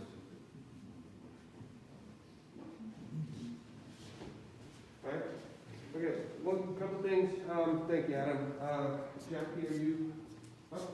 So we'll hear from Jackie. We'll take a quick break, and then we'll come back, and then we've got some short 2, 3, 4 minute presentations from a bunch of different people. And one of the questions that came up was, how do you find out information? Seven Hills Wheelman, like I said, the stuff on the table, our secretary does a fabulous job of keeping information up. So what's happening? Landry's, MassBike, right, are really good resources of things that are happening in the bike community. And MassBike in particular is all over the state. And so that's, and Landry's as well, because they have shops all over the place. And so if you're looking for what's happening, those are really good places to get information. The other thing is, part of this whole idea of getting everybody together is that we all have a different need with our cycling. And what Steve was working on and the stuff that they're doing here in the city might not necessarily be applicable to what somebody in Ware or Webster or some other community are necessarily going to want and or could even afford. And so the different infrastructure that gets put in, right? Is it more recreational riding that people want to do out in certain areas? Is it more transportation-oriented riding in certain areas? And so that kind of information as well, that kind of data, I think is really important. And again, that we can share and we can make connections to people as to what really is the best thing for each community. And that's a key part, because I think a lot of the time when we think about things, we say, well, we need to get from here to there, so let's just put in a road, right? And that tends to be the thinking for a lot of this stuff. One road, a road is kind of a road. Well, that doesn't necessarily work for what we're trying to do, right? Or what we need to get done. And so that's a piece of this as we're I think, doing this. What works for you, what doesn't work for you? What do you need, what do you need, right? In terms of talking to each other about this kind of thing. I can tell you that from the Seven Hills Wheelman, which is the cycling club here in Worcester, if you're not familiar with us, we are a recreational cycling club. However, there was a point in time when we were doing a lot more work with people who were beginner riders, people who were slower riders. We don't necessarily address that anymore. We are really a fast riding club now. And we should be getting back to that. And so the people who ride bikes for the Seven Hills Wheelman are most often the 1%. Right? So all of this, right, Kim is here, right? But otherwise, my membership isn't here because this doesn't apply to them. Right? More than half of our membership doesn't live in Worcester. We are fast recreational riders. And so that, I think, is a part of this thing, is that we've got to change also some of what we define as a cyclist. Right? I was talking to Adam, and he was a skateboarder, and now he is riding his bike more for going to run errands, right, than anything else, because he lives in the city, right? I mentioned before, my wife is a transportation rider, but she's also a recreational rider. She really covers both. I tend to ride to the hardware store, which is about half a mile away, and then back to the house, right? That's most of my riding, although I used to race. And I think that anybody who throws a leg over a bike on any circumstance, one time a year, should be considered a cyclist. And we have to start broadening our general definition of what someone who is a bike rider is. So that everybody who rides a bike under any circumstance sees himself as a cyclist, right? And starts to think a little bit differently about the whole group. That's why rail trails are so important, because so many people ride bikes there. And if they ride a bike there and that's all they do, the next time they are driving down the road and they see somebody riding down the road on a bike, right, dressed in Lycra, they might be a little bit more compassionate for that person, right? Because they're like, I do ride a bike too. And they might give a little more space, right? The person who rides really fast all the time, right, sees somebody going to the hardware, because they're driving to their ride, and they see somebody going to the hardware store, they might be a little bit more compassionate because They themselves are a cyclist, and they're like, oh, I could actually run an errand. I did that once in my life, right? And so that cross thing, I think, is really important. We've got to start broadening out some of what we do. And then also some of this, as we get into it, we get into just everyone's a pedestrian. And there are a lot of people in this world who are less capable in terms of their transportation mobility than we are. And we should really be starting at that level of what's accessible for people. So anyhow, that's my thing. Yes? That just made me think of something. I know how the city of Worcester's been doing safety audits, but those are for walking. Mm-hmm. Have you guys tried to initiate a ride-along safety audit where you try to get the city councilors to go on a bike and ride, so maybe they would become more compassionate? Yeah, right. No. No. But, no, but that would be, I wish Karen Valentine Moyes was here, because she's the person that runs Walk Bike Worcester. Oh, And that would really. I met her on a safety walk audit. Yeah, that would be her thing. I'll bring that up and we'll talk about that. So, Okay. yeah. All right, so enough about me on my bikes. Jackie Burmeister, please. So, Thank you so much for that.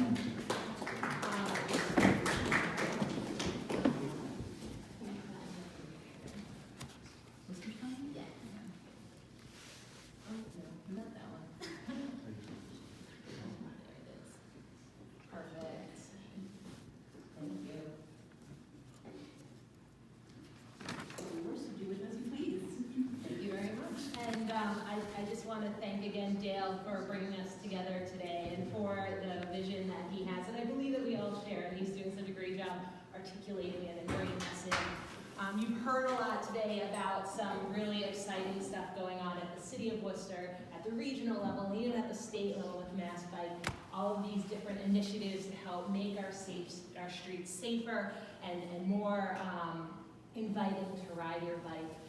Everything from just physical infrastructure changes to, getting more people out on bikes and comfortable riding around the city and raising awareness about folks that are riding their bike on the street. But if a lot of you are like me, you're wondering, but what can I do? What can I do on a personal level to try and improve the situation for cycling here in Worcester? And we've heard a little bit about some of the surveys that we can take or some of the rides that we can go on, but I'm here today because I wanted to present a potential opportunity for you all as individuals and as parts of this organization to potentially make physical changes in the city of Worcester to help make cycling a little bit more accessible for folks. My name is Jacqueline Burmeister. I work for the City of Worcester Department of Economic Development. Prior to that, I worked at DPW for about 5 to 7 years, working out in the streets in the City of Worcester. And when I saw the opportunity here to work as a community preservation manager, I saw a real opportunity to help make these types of improvements. So what do I do there? I'm the community preservation manager. So I am overseeing the community preservation fund rollout here in the City of Worcester. Show of hands. Does anyone know the Community Preservation Act? Have you heard of it? Yes. Yes, we've got a lot of folks here, and a lot of folks may have heard versions of this presentation already. We've been working really hard to make sure that a lot of folks are learning about this program and can take advantage of some of the benefits that were actually actualized by Worcester resident Worcester voters. So my goal here today is to tell you a little bit more about the Community Preservation Act and the types. It's pretty much a grant program, a capital grants program, a little bit about the types of projects that are eligible for funding through this grant program, and specifically the types of projects that other communities have done that are related to cycling and cycling infrastructure. Just to kind of give you an opportunity to see what could be possible utilizing this grant fund program that is just in its infant stages. We actually haven't even done our first round of grant funding. So you'll hear a little bit at the end about the timeline of when you can begin to try and apply for some of these funds. Do you mind if I record you? That is just fine. I will say as well, though, that there are recordings of a similar presentation to this on the City of Worcester as well. So if you're, or their website as well. So if you are interested in getting more information, I'll give you that as well. But yes, please. All right, so getting into it. Does anyone know where this is taken from? I know Just call it out. Bell Hill. Bell Hill, yes, and what is the street right next to Bell Hill? Yeah, this is where I have to cycle. This is my neighborhood, but there's a pond there that I can refresh myself after getting through all the sweats of riding alongside that traffic. So, the Community Preservation Act. What is the Community Preservation Act? So, some of you have heard about it before.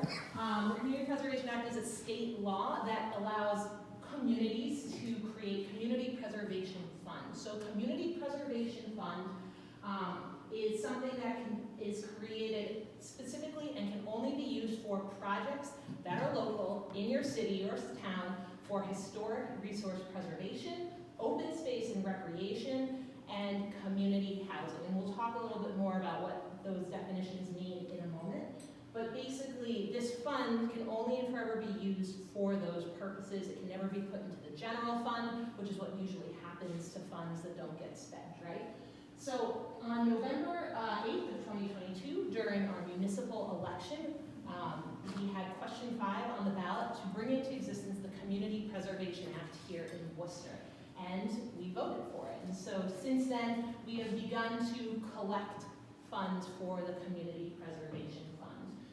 It is mainly funded through a 1.5% surcharge on our property taxes. And so what that means is not an extra 1.5% on top of the 13% that you're paying on your residential home. It's 1.5% of the total that is collected will go toward the Community Preservation Fund. And so that only comes into play after the first $100,000 of property value. And this doesn't just apply to residential properties, it applies to commercial and industrial properties as well. For equity purposes, all of the same abatements apply as would apply for normal taxes here in the city of Worcester. So for low-income residents or low and medium-income seniors, there are abatements that you can access on the City of Worcester website. But so at the end of the day, that makes up a large portion of the Community Preservation Fund. You probably already saw that bill in the mail. We started collecting in fiscal year 23. But on top of that local surcharge, we have several other sources of income for that fund. One of the big ones is a state match from a state trust fund. And so during the Community Preservation Act, when folks were advocating for it, you heard we're already paying into the Community Preservation Act, we're losing this money, we want to be able to take advantage of it. And that's because all transactions that took place at the Registry of Deeds anywhere in the state of Massachusetts, there would be a fee that would go into this trust fund. And this trust fund only gets divvied up between CPA communities. So at the end of the day, every year, CPA communities, which Worcester is now one of, will get a piece of this trust fund. And this past year, in November, we received our first check, and it was for $750,000. So it's a good chunk of change. On top of that, all the money that we collect, in addition to what comes from the trust fund, goes into a fund that collects interest, which maybe back in the day wasn't very much, but these days interest rates are pretty high. So we have these 3 forms of revenue that we are putting into this trust fund. And what does that mean as far as money that we get to use every year? In fiscal year 24, we had just below $4 million that came into the trust fund. That was before, the local fund. That was before we received our first state match. And in fiscal year 25, we're looking at about $4.7 million. So that's pretty exciting. That's something that we can work with. And there's actually very few restrictions on how we can use that money. Every year we are required to allocate 10% of our revenues toward those 3 categories that I mentioned before: open space and recreation, historic resources, and community housing. We just need to set aside 10% of our revenues for spending in those categories. We don't necessarily need to spend it every year. Remember, this money doesn't disappear into the general fund. So 10% of the $4 million is already in a fund for outdoor recreation and open space. 10% is already put aside for historic conservation and historic resources. And then 10% is also put aside for community housing. On top of that, we can use 5% for administrative costs. These are things like due diligence on property acquisitions. We can do things like food for public meetings. My salary comes out of that. You could hire consultants to help you get your program running. But that's 5% of the funds can be used for that. The remainder gets put into the unrestricted fund for CPA. That's the remaining 65% that can be allocated toward any of those three categories. So theoretically, in 1 year, the City of Worcester can spend 75% of our revenues from the Community Preservation Fund on open space and recreation projects. So what's really exciting about this fund, though, I mentioned the words grant program before, is that there's very few restrictions on the types of folks who can spend this money. It can be the city administration, but it could also be nonprofit organizations. It could be more informal organizations, and even individuals can apply to utilize these funds. They're capital projects, but really there's so much possibility for how these funds can be spent. So one of the things I'm going to do now is just give you a brief overview of the types of eligible projects. I'm going to focus on open space and recreation because I know that those are the types of projects that are going to be most related to cycling infrastructure. And then I'll answer any questions that you might have about what types of projects could be eligible for community preservation funds. So I mentioned open space and recreation are one of the categories that are eligible for CPA funding. So the way that it's described in the Massachusetts state law for open space is that open space is any land to protect existing and future well fields, aquifers, recharge areas, watershed land. We're talking about forest land, oceans, rivers, streams, lakes, and ponds frontage. Anything that's really used to protect scenic vistas, land for wildlife or nature preserves, or land for recreational use. When we're talking about what outdoor recreation is, we're talking about active or passive recreational use, including but not limited to the land for use as community gardens, trails, non-commercial youth and adult sports, as well as the use of land as a park, playground, or athletic fields. So there are a few exceptions for how this money can be spent. And at first glance, it might be very discouraging, but I assure you that there are still lots of possibilities for CPA funds when it comes to cycling. So the first thing is, you're not allowed to spend CPA funds on artificial turf. That's just not a use that is allowed. Another thing is this is all outdoor recreation, so no indoor structures or stadiums can be built using CPA funds, and sidewalk construction or any work in the public right-of-way is not allowed. So the idea here is that CPA funds are typically used to add to the community and to the systems and the infrastructure, to add benefit to the community and not just keep the status quo. Work that's done in the right-of-way is typically funded through the DPW budget, and the idea is that we don't want to necessarily be supplanting the DPW budget for resurfacing and whatnot. Did you have a question? Yes, that says for sidewalk construction in the right-of-way, so you also sort of said anything in the right-of-way. If a project were proposed for like planting in a median or to do like temporary bump outs for a crosswalk, would that not be permitted? As long as it's in what is technically the right-of-way, it would not be permitted, unfortunately. And I'll come to the reason for that in a moment. And it does make sense, even though it is a little bit discouraging.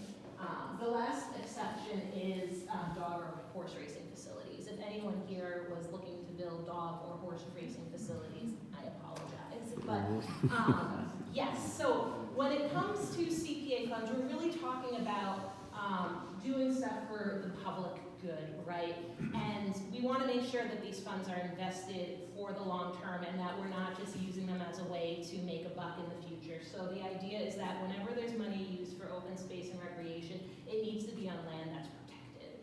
So if we want to build something that has a conservation restriction on it, that's not going to, in 10 years, be reabsorbed into a new roadway design, or sold, if it's like a community housing project, sold to a developer. So there's restrictions that are put in place to make sure that the money that we're investing, taxpayer dollars that we all elected to pay into, are being put into projects that are actually going to be preserved for a long time. So that's really what the reasoning behind that is. With that said, there are a lot of examples and creative ways to incorporate bike lane infrastructure or transportation infrastructure in a way that is not necessarily in the right of way, right? So, some examples of projects, well, I guess I should just talk about like the types of projects first, and then I'll go into some examples. Acquisition of land for use as open space or outdoor recreation, creation of open space or outdoor recreation opportunities, preservation of open space and recreational facilities, and rehabilitation of recreational facilities and open space that's been initially purchased with CPA funds. We have kind of like a matrix that we use to quickly determine if a project is eligible. So if you are interested in a historic restoration project, you can see the types of activities that you would be able to spend that money on according to state law, right? So you could acquire historic resources, you could preserve historic resources. When it comes to open space and recreation, you could acquire, create, preserve, and in the case of recreation, rehabilitate and restore.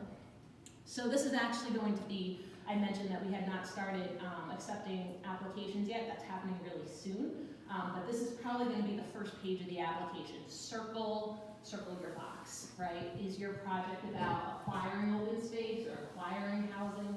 And that's going to be your quick and dirty way of figuring out if your project is even eligible for funding.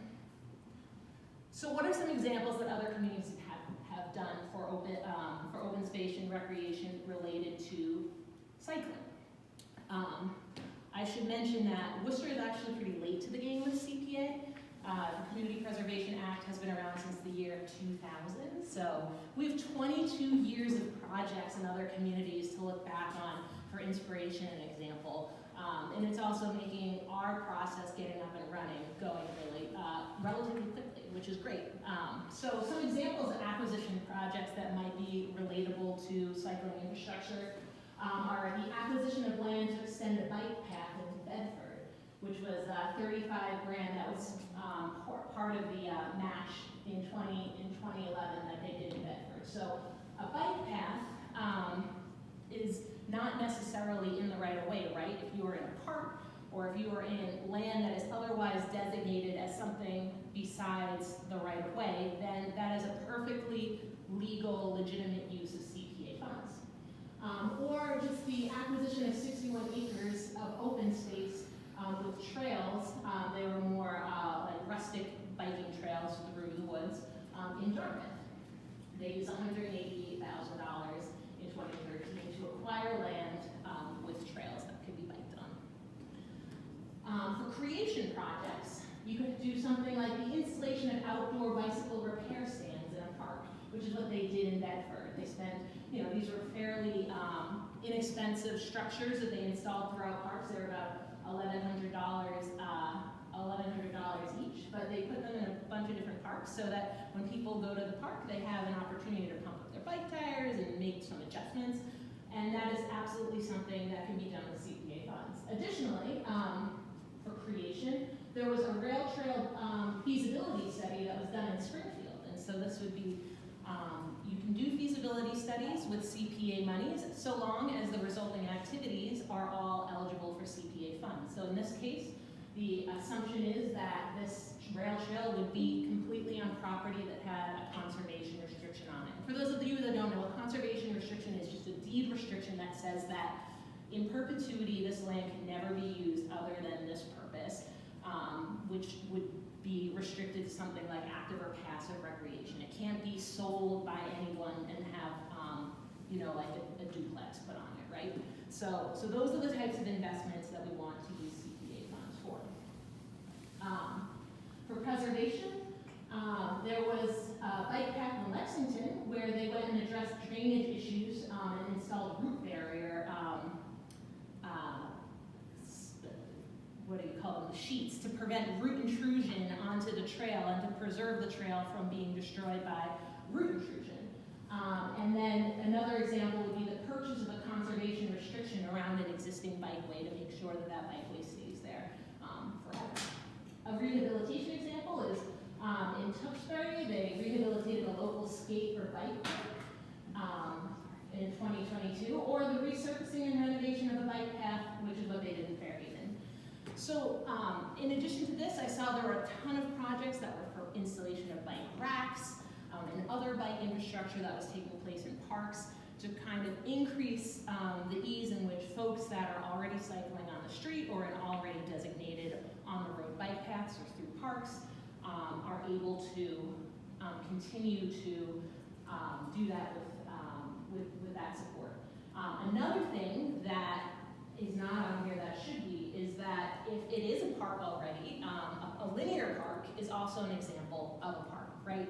So if you're thinking of a large swath of linear shaped land that would have a bike path down it that is its own designated parcel, that too would be eligible for CPA funds. So with that, I guess the only other notable things of note are the conservation restrictions, which is what I was mentioning before, where they're required for all acquisition projects using CPA funds, and then of course all projects that are like creation or rehabilitation projects need to be on land that already has some kind of restriction on it. And all of our parks in the city of Worcester are protected in this way, so any project that happens in a city of Worcester park would be eligible. So the last thing is just the subtle differences between preservation and rehabilitation, which are not necessarily as important for the conversation around cycling infrastructure and these types of projects. But before I move on to like kind of our timeline of rolling out this grant program, does anyone have any questions about CPA and eligibility? Yes. I have a question. So could these funds be used for like, you know, the part of the senior center that's been unrepaired for many, many years? I think it's been over 20 years or more, that the city owns already, that could be used for senior housing or for homeless housing or something? Could those funds be used to renovate a building like that? So you're talking about the community housing? Yes. Yes. So I didn't talk too much about the community housing element. There are some slides in here in which we could which talk a little bit about what those restrictions are.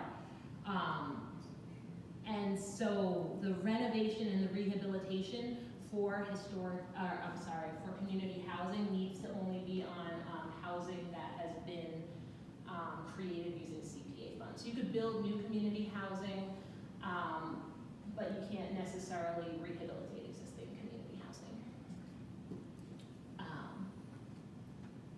And more information on community housing and historic resources can be found on the City of Worcester website, unless folks want me to get into that today. I think we're good. Good. Any other questions about open space and recreation and infrastructure related to cycling and potential CPA projects? Is anyone inspired to apply for CPA projects? I just have a question. So Yeah. say one of us gets inspired to start the process and applying, but we're just kind of completely overwhelmed. What should we do to go about that? Excellent question. Yes, leading into the next part of the presentation. So, as I mentioned, Worcester is pretty new to CPA, so we are in the process of starting up this program. And in fact, while I've been talking about all of the eligibility requirements for CPA projects, we know that we are going to get a lot more applications than we can possibly fund with those $5 million, which is incredible because it means that we have an active and engaged public, right? But it also allows us to have a little bit of freedom to determine how we prioritize eligible projects. And we want to make sure that when we receive applications and we're making these funding decisions, we're making them in line with what the residents really care about and what their priorities are. And so the last few months, I've been in this position since August. One of the things that we've been really focused on is listening to what the community wants to see the use of their CPA fund go to. We have been talking with a bunch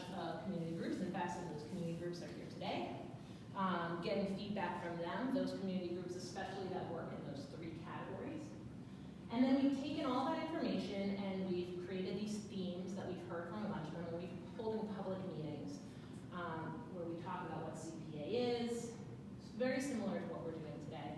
And we're inviting people to weigh in on the themes that we heard from all the community groups that work in these categories in a very organized way that allows us to really understand how much each of these themes aligns with what people on the ground are thinking.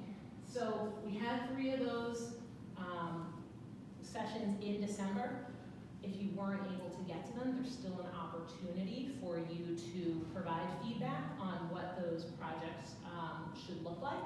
We have a survey that I'm going to put the QR code up for, and it will give you a chance to learn a little bit about some of the themes that are being presented as potential preferences and priorities for the community preservation funds, and you could weigh in on them.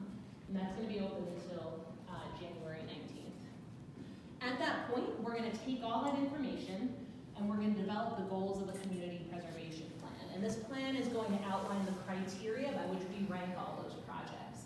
And it's actually a committee of residents that's going to be reviewing the applications and ranking them using these criteria, but those criteria are going to be based directly on the input that you have as residents on in this survey and at those community groups. So I'll put it up in a moment, and you should all take it. It will take about 10 minutes, 10, 15 minutes, but you'll find that there's a lot of opportunity to not just like weigh in on themes that are presented, but to also present some of your own priorities. So we're going to take all this information, we're going to make the plan, we're going to have this criteria, we're going to put that on the City of Worcester website in probably the next month or so. And you're going to have a chance to look at this draft community preservation plan for about 2 weeks. There'll be a comment period. You'll be able to read it. You're going to say, oh, this doesn't look right at all. This is completely off base. And you'll be able to come to a public hearing with the Community Preservation Committee, which is, again, a committee of residents that have, dedicated themselves to, kind of enacting this program and picking all the projects as they come in. And you're going to have a chance to tell them what you think. And then we'll incorporate all that feedback and we'll put the final draft onto the website. There'll be a very simple application process. The idea is that we want to make it as accessible as possible for folks to be able to access these funds. We're going to have a few workshops so that folks who've never applied to a grant before would be able to come, they'd be able to ask questions, workshop their ideas so that they're eligible projects, and then ultimately submit applications. We're hoping that the applications are open mid-March, so at that time that you'll be able to begin to look at the application and apply. We'll probably have it open for about 2 months. There's a lot of anticipation and a lot of eagerness to get these funds out the door quickly, but it is the first year, so we're expecting there'll be a few hiccups along the way. So if you're really interested in, I'll start here. This is our newsletter. If you want to see the timeline as it's unrolling in real time, you can sign up for our newsletter. You'll see things like the dates for community hearings. You'll learn when the application comes out. You'll get links to all of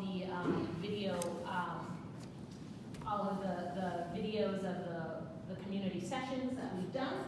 And then you'll also get links to the survey. We also have a webpage on the City of Worcester website, worcesterma.gov/CPP, Community Preservation Program. And there you can actually click on the survey right now. If you would rather just go straight to the survey, it's right here. You can just bookmark that and take it a little later, and please share it with all your friends. We're really trying to make this program be as democratic as possible. The City of Worcester residents voted it into existence. The program is going to be open to anyone, and we really want to make sure that we're choosing projects in alignment with your preferences. So please take the survey. We are going to read them all. I'm going to read every single comment myself. So you will be heard. Be nice. Be honest, but be nice. But yes, that's kind of where we're at. So it's happening very soon and very fast. And I've been trying to get out and get the word out. And when I was talking to Dale about this event, we thought, this is a great opportunity for folks who are interested in actually participating in the building of this infrastructure to perhaps have a chance to get involved. Does anyone have any additional questions? Jack, I have a question. So if like the project was related to improving like a city park, is the city the only one that could apply to like do the project, or like could like another entity, like whether it's like Friendly House or like Mass Audubon, like could other entities apply to do like the renovations or rehab? Yeah, no, that's an excellent question, because so much of our green space here in Worcester is already owned by the Parks Department. Although there are exceptions, there are other nonprofits that own public spaces, or spaces that are open to the public, right? Mass Audubon, for example. But you bring up a good point, because I'm thinking that a lot of the projects that folks here are gonna wanna do are in city parks. In that case, it doesn't have to be the Parks Department that applies. In fact, the Parks Department isn't thinking about these small bike rack projects. They're thinking about master plans. They're thinking about really big stuff. All you need to do is make sure that the Parks Department is okay with it. And if it's a bike rack, I'm guessing that they want to, make sure it's not interfering with their mowing pattern or something like that, right? So they are prepared to know that this is going to be something that's coming, and obviously, if we're doing something on city property, we want to make sure that the Parks Department signs off on it, right? Okay. Yep. Any other questions? Go back to the previous slide for 1 second, just so I can get together. Oh, absolutely. Oh, you already said that. This one. The newsletter? Yep, thank you. Yeah, no problem. I have a question. Yeah. Like, what if it's, could it be used for, like, there was a park that opened, I think it was last year or year before, the Coal Mine Brook Park, that has great walking trails, but there's no bathroom there. Could the funds be used to make like a public compostable toilet or something there? Oh, that would be amazing. That it's for outdoor structures only, unfortunately. So unless it was like an open air toilet. Open air toilet. I don't know if Worcester's ready for that. But no, unfortunately, those types of projects are not eligible. What are you hearing for potential uses of this?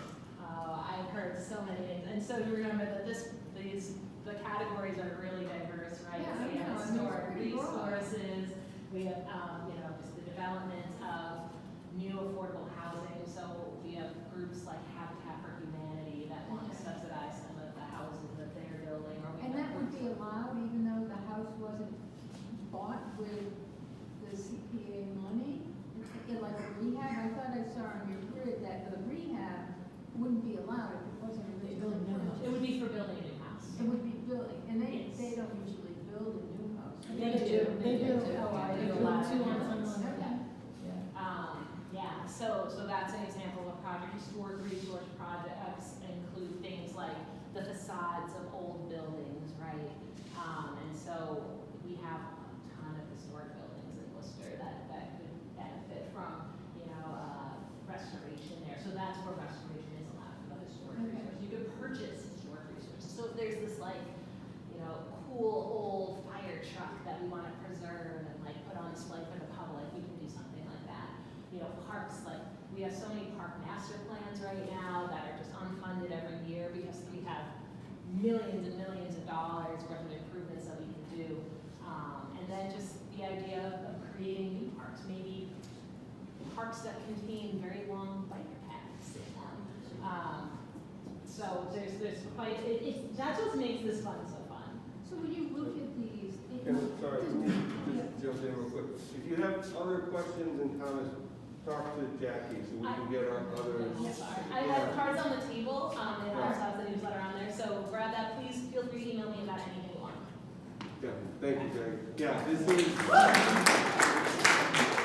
I thought it was really important that you come because this is an opportunity for people to get access to money for programs and projects that are pretty small, like the bike repair station. I mean, that's a small thing.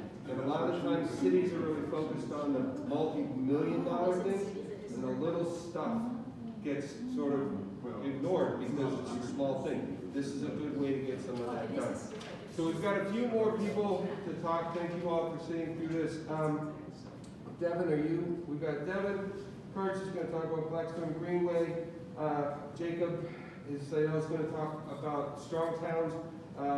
Nathan Lewis is you want to say a minute for Worcester Irvine? Seth Pavlichuk is here to talk about George Street. So everybody at this point is a couple of minutes each, give or take, and and then that will get us right up to the very end. One part about this is on the table. If you have ideas about things that you're thinking about that have come up, one of the parts that came up for me was somebody was saying, can you do a safety ride with your city councilors? Right? I'm like, okay, well that's great. And if Worcester does that, that's great. That would be a neat thing to do, right? Nobody's going to show up. But what if this wasn't just Worcester? What if it was on June 17th, whatever, I just picked a date, there was the regional city council, whatever, bike ride day. And every community, that was the point. On that day, every community, we hustled to get our elected representatives on a bicycle. That's the point of all of this. How do we work together to make all of this stuff happen? So, Devin. Well, good morning, or good afternoon, everyone. I'm Devin Kurtz from the Blackstone River Valley National Heritage Corridor. If you haven't heard of us, we've been around since 1986, and we are a nonprofit that works in partnership with the National Park Service. So we were created to celebrate this region from Worcester, Massachusetts to Providence, Rhode Island, as the birthplace of the American Industrial Revolution. I like to say that we have 4 things that we encourage both people who live here and visitors to our region to do. We encourage you to explore nature, to discover history, to protect the environment, and go on adventures in the Blackstone River Valley. Now, I didn't know I only had a couple minutes, so I'm going to jump over a whole bunch of slides. Because, of course, with the National Park Service side, we have the whole history of bicycling in our region. And we have a very old bicycling history here in not just Worcester, Massachusetts, but all of the Blackstone River Valley. It really becomes exciting, though, with the invention of the bicycle. Now, the earlier slide showed what bicycles first looked like. These were early bone shakers. They were made out of cast iron. They had wooden wheels. They weighed about 90 pounds. We own a reproduction in our office that I have never ridden because it weighs about 90 pounds, and I could just imagine it snapping your leg if it fell on you.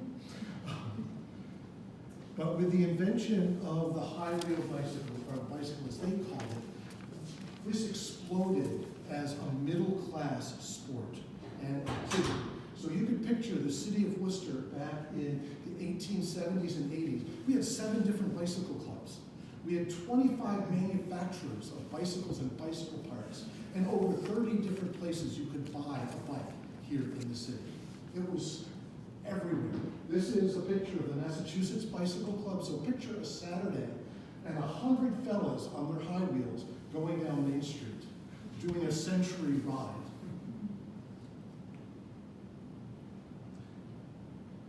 And yes, sometimes women got involved too, although with a hoop dress, it was really difficult to ride the high wheel, so a tricycle bike was invented for them.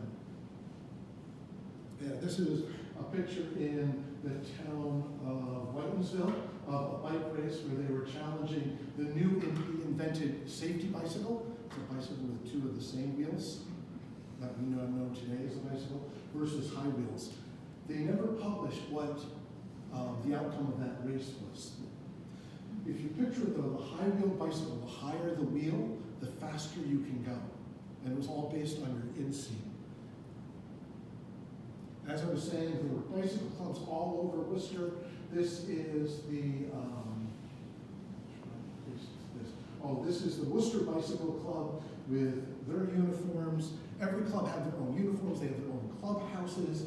Generally, clubhouses were 3 stories. You had your garage in the bottom for repair. You had your offices, and then the top floor was a ballroom and billiards room. Because, of course, when you weren't riding your bike, you were entertaining and having fun. This is at Elm Park with a likely fellas. And bicycling wasn't just about the bicycles, but it was about looking cool when you biked, whether it's modern lycra today or wearing woolen uniforms. It was all about looking good when you were riding your bike. And there were maps of the region that were published. So here's part of central Massachusetts. Along with this map was a guidebook that told you which roads were good to take, which hills to avoid, and even what taverns were good for a pint where you wanted, or which taverns you might want to avoid. Here's another great bicycle map, and of course trying to figure out where people are going. This is at the Agricultural Fairgrounds, which is where Becker College used to be, which is where the first Perfect Game was pitched, but of course we also did bike racing there. Now we're here at the Major Taylor Museum, but we don't always talk about how Major Taylor ends up here. And it's because for 10 years, Worcester was the center of bicycling in the United States. It's a short period of time, but that's how he ends up here. And in part it was because of this fellow here, who was a bicyclist from Boston named Zimmerman, and this fellow from Millbury, W.W. Windle. And they befriended Taylor out in Indiana. And because of the racism there, they encouraged him to come east. And he, along with his sponsor Munger, who set up his bicycle tire factory here in Worcester, they were the encouragement to get him here. Now, Windle started out riding high wheels when he first raced. If you've ever been to Millbury, if you've ever seen the Windle Fields and Windle Athletic Grounds, after racing, he went into bicycle manufacturing and then textiles. And so all of his property he donated to the town for the kids' amusements, to play baseball, basketball, and of course to ride bikes. And why Worcester? It's because, of course, of manufacturing. We have a great infrastructure for making things. And if you think of a bicycle, the amount of engineering is amazing in it. We take it for granted how easy it is, but really there's so much that goes into it. Oh, there's Munger, here's Major Taylor. But the reason I want to give you a brief history about the importance of bicycling here in the city, because in 1895, the bicycle clubs of Worcester got together and they went to the city and they demanded cycle paths. So since 1895, we've been asking for bike paths in Worcester. That's a long time, even for the government to take. So this was an article from the Worcester Daily Spy asking for bike paths. So we've been interested in this region for bike paths, bicycle safety, for a very long time. Here at the Blackstone Heritage Corridor, we've been advocating for 30 years for the completion of the Blackstone River Bikeway, which will eventually stretch from Worcester to Providence. There's about 15 miles completed in Rhode Island. Over 24 miles have been already built, most of them in Rhode Island, only about 10 miles here in Massachusetts, and we have a big hole between Millbury and Uxbridge. We did just open a new section of bike path in Blackstone. We now connect to Rhode Island. Unfortunately, there's now a gap in Rhode Island to get to where it starts in Woonsocket. But we're getting there, and we're doing little bits as we can. Here's the two sections from Worcester to Millbury, and then from Uxbridge down to Rhode Island. And then this is the 11.5-mile section in Rhode Island. So these are beautiful paths that go along the Blackstone River. They go back and forth on bridges in several places. It's a great ride. We just got to get them connected.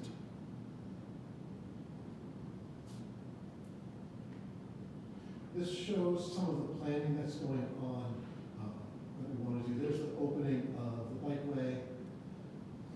The other things that we do with the Heritage Corridors, we do a lot of education programs. In fact, we'd love to talk about reinvigorating the Seven Hills Wheelman with education programs.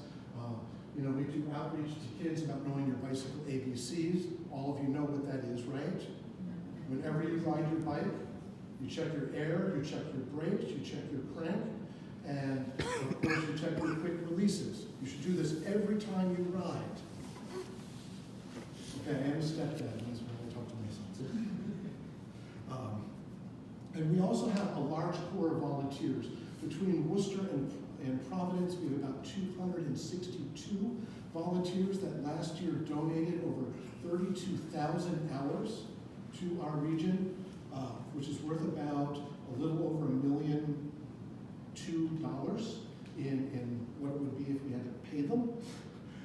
And they do everything from cleaning up the bike paths to leading rides, to, of course, leading hikes and things through the woods. The other thing that we do is a series of accessibility bike rides, where we've been working with local veterans agencies, as well as Mass DCR, to get people who may not be able to ride bikes on the road out on the bikeways. We've also initiated with our communities to connect the bike paths to the commercial districts. It's great when you're riding your bike, but when you get to the end of the bike path in Millbury, where do you go for pizza? Where do you go for ice cream? So we've been installing information kiosks at each of the endpoints of the bike path, giving people directions to where to go to get something like a pint at one of the microbrewers or at the new rum distillery in Millbury. And we've been installing repair stations along the way. In fact, with the town of Millbury, they're extending from the bike path where it ends off of 146 through shared paths up into the center of town. And we just gave them, I think, 10 bike racks and 2 repair stations that they're going to put in the commercial districts. Because when you're riding your bike, you don't want to leave your bike at the path. You want to lock it up outside the pizza parlor that you're at. So we've been working with towns and giving them everything from, like I said, the repair stations to directions on how to get there. This past year, we've embarked on a $1.3 million community building campaign, so we are asking people to help us do this job. As a nonprofit, of course, like all of the others in this room, we always have our hands out to do good work, and we can't keep putting in bike infrastructure pieces without your help. Anyway, that was the long and the short of it, and I hope to see you out on the bikeway. Thank you, Devin. There are copies of this article, if you want to photocopy them and send them to our elected officials, saying, you know, we've been waiting a long time. All right. Thank you.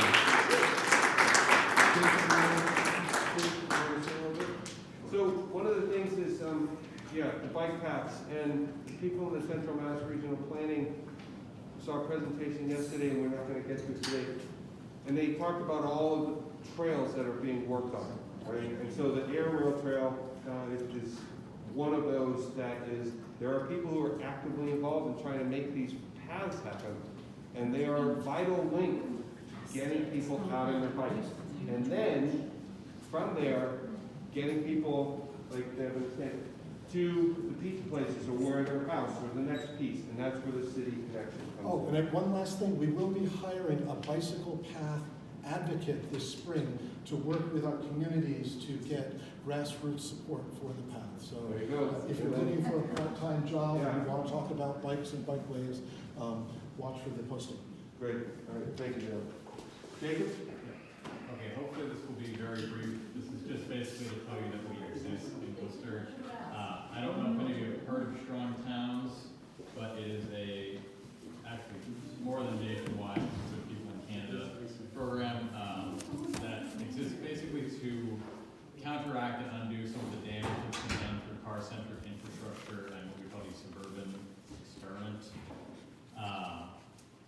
And the point is to sort of unfreeze cities, undo some of the damage that's been done by like single-family zoning and building infrastructure that's only for cars, as though that's like the end purpose of a city is for cars to get from one place to another.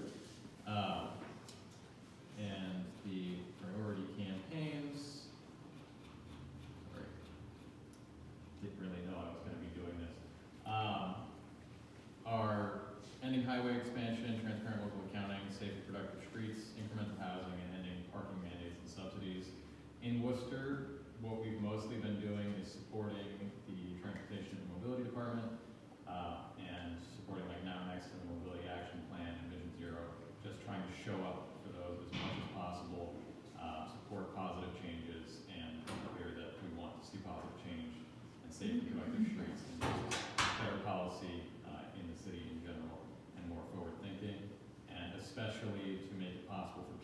actually participate in like the development and in the physical infrastructure of the city and in our policy choices. So that when, you know, someone wants to do something that's positive for the city, they don't just get told, no, that's illegal, which happens all the time currently, especially due to zoning laws. That's pretty much it for us. Awesome. Okay, thank you, Jacob. So, You have your contact somewhere? Yes, do you have the cards you sent? Yep. Cool. So I left Nathan, them do you want to just stand up real quick? Yeah, Seth, you'll be sure. next. I was So, gonna say, like, yeah. when you come up or? If you, yes, come on up. So, yep. Hi everybody, I'm gonna keep this very brief. I talked yesterday about this, but I work with CMRPC during the day, but by night I'm the executive director of Worcester Earn a Bike.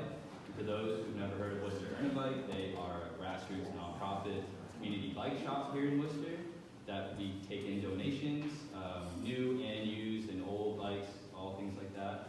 And we teach youth in the community on how to fix their bikes so that they don't have to spend an exorbitant amount of money to have access to transportation on a bike.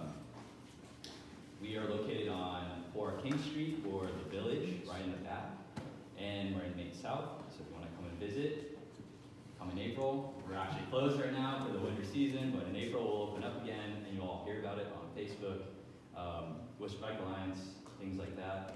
Right now we're gonna try to do a Learn a Bike series at some point. We're also looking for new board members.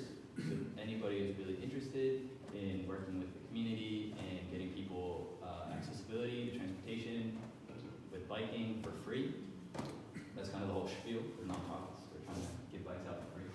And also volunteers in the shop. And volunteers in the shop. If you know how to fix Or up events bikes, or anything. events, Yeah. tabling.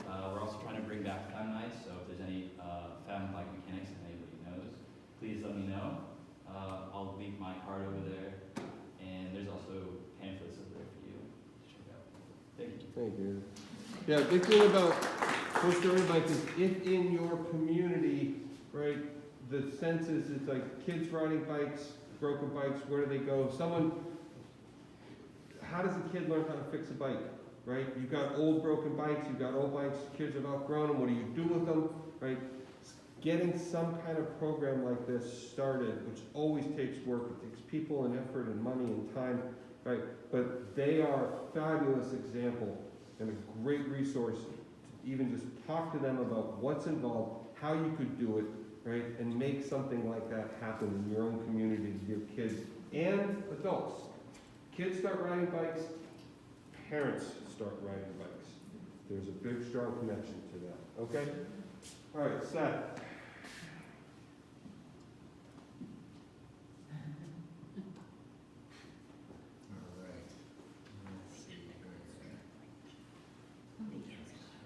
The whole thing? That might be good enough. This is good enough. All right, well, you guys get the idea here. This is the George Street Challenge. I want to talk to you about this amazing event. It's been happening every year for the last 20 years. My name is Seth Popenchuk. Yesterday, Lynn Tolman handed the baton to myself and Brian Sweeney, and we are going to organize the George Street Challenge this year on behalf of the Seven Hills Wheelmen, with great support from Landry's, and we're going to be looking for sponsors. So I wanted to share with you about this great opportunity. I hope you'll all join for the 21st annual George Street Challenge. What is it? It is one bicycle rider against the hill on the clock. It's 500 feet, serious grade, almost 18%. You probably know. Who does not know what this is? Has anybody never heard of it? Who's Okay, never so heard you've of all George Street? heard. Yeah. How many of you have actually raced the George Street Challenge? All right. You have a couple racers. What's your favorite part about the George Street Challenge? When it's over. The diversity of people, there's a lot of different demographics and ages, like different types of bikes as well. It was really cool. Excellent. Yeah, so we're looking to just continue the legacy of this incredible event And, this also is a great way for increasing awareness of the accomplishments of Major Taylor and the way that this part of the city is a part of that legacy and a part of that history. So I hope to see you all there. For information on social media, the challenge is going to be the last Sunday in July. It's the last day of the Tour de France, and that's the plan. Any questions? Awesome. Yeah, if you've never seen it or been on it, George Street is just a couple of blocks down this way. You got an extra minute at the end of this. Go down, take a walk up George Street. I just have to say, if you don't ever do the race, you should still come out. You should. Bikes, I saw like someone actually somehow managed to ride one of those teeny tiny like toddler bike all the way up the hill. I was like, oh wow. So if you don't ride, just show up, you see a bunch of people riding. It's a great event. Yeah. It really is a great And they're event. cheering you the whole way up. Yeah. On the side of the street, all the entire way up. Yeah, it's a lot of fun. Oh, yeah. All right, so we're wrapping up. One thing, so Walk Bike Worcester, Karen Valentine Goins has been instrumental. This is related to the city. Has been really instrumental in moving a lot of our infrastructure forward, helping, working with the folks at the Department of Transportation and Management.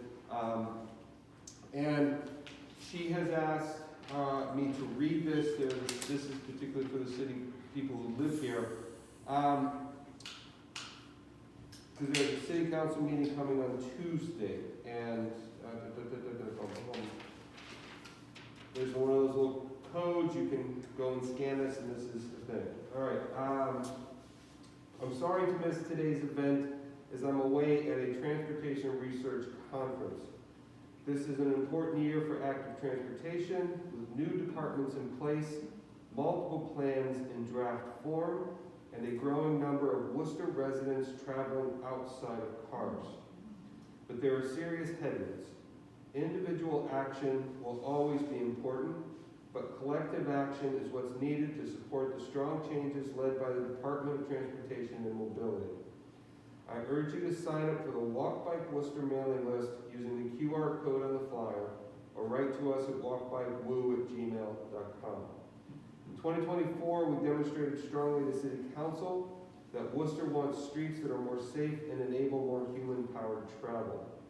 We hugely outnumbered opponents during public comments for both the parking protected bike lanes on Mill Street and for the 25-mile-per-hour speed limit. The item on Tuesday's agenda about transferring responsibility for sidewalk repair and maintenance from the Office of Transportation and Mobility back to DPW would be a huge step backwards. We cannot let this happen. We'll be sending information about how you can raise your voice. Lastly, Walk Bike Worcester will be applying for 501c3 status this year. So basically what the city's looking to do is to take infrastructure, planning, and design away from the people who have been hired to do the work and give it back to the people who do the work. Well, right, yeah, and so the idea is that if your organizations, if you have people who are in the city of Worcester, go through, get the information from Walk Bike Worcester, from their website, get it to your people and try to get people to the city council. This is the kind of thing, again, we had a lot of people. It was stunning to see how many people showed up when we were lobbying for the 25-mile-an-hour speed limit, when we were talking about Mill Street. It was the different groups contacting their people, making connection, and so many people showed up who, in some way, we had people who just lived in different areas that showed up. They said, oh, I've heard it from this, from this, from this, from this. It goes out, okay, and that's really the important part about this. So this is again, we want to know what to do. This is a thing that we can be doing. Yes, sir. Just wondering if there are any city representatives in the room that would care to or able to comment on that. Yeah, let's say no. I can't really comment on it. I mean, I'll let the order speak for itself. I found out about it when it showed up on the council agenda. Yeah, right. Okay, so yes, Two things. Last year, we presented the bicycle rack inventory that we were working in the region and specifically with the city of Worcester. As part of that effort, the city of Worcester was able to request some funds from the Central Massachusetts Metropolitan Planning Organization, and they are able to purchase bicycle racks, about 100 bicycle racks, and those will be installed at some point this year. And the second point, I don't want to steal your thunder, Steve, but tomorrow at 6 p.m. There will be public meeting related with the new bicycle lanes are going to be implemented on Green Island on Endicott Street, and that meeting is going to be at the WRTA Maintenance and Operations Facility. It's tomorrow at 6. okay, yep, we can put that information on the Bike Line site too, and those kinds of things. All right, it's 4 o'clock. If you all want to stick around and talk more, by all means, you're welcome to. There's still coffee and cookies left. If you want to go, you're welcome to do that too. I can't thank you all enough for coming. Can't thank enough to our presenters. Yeah, thanks everybody.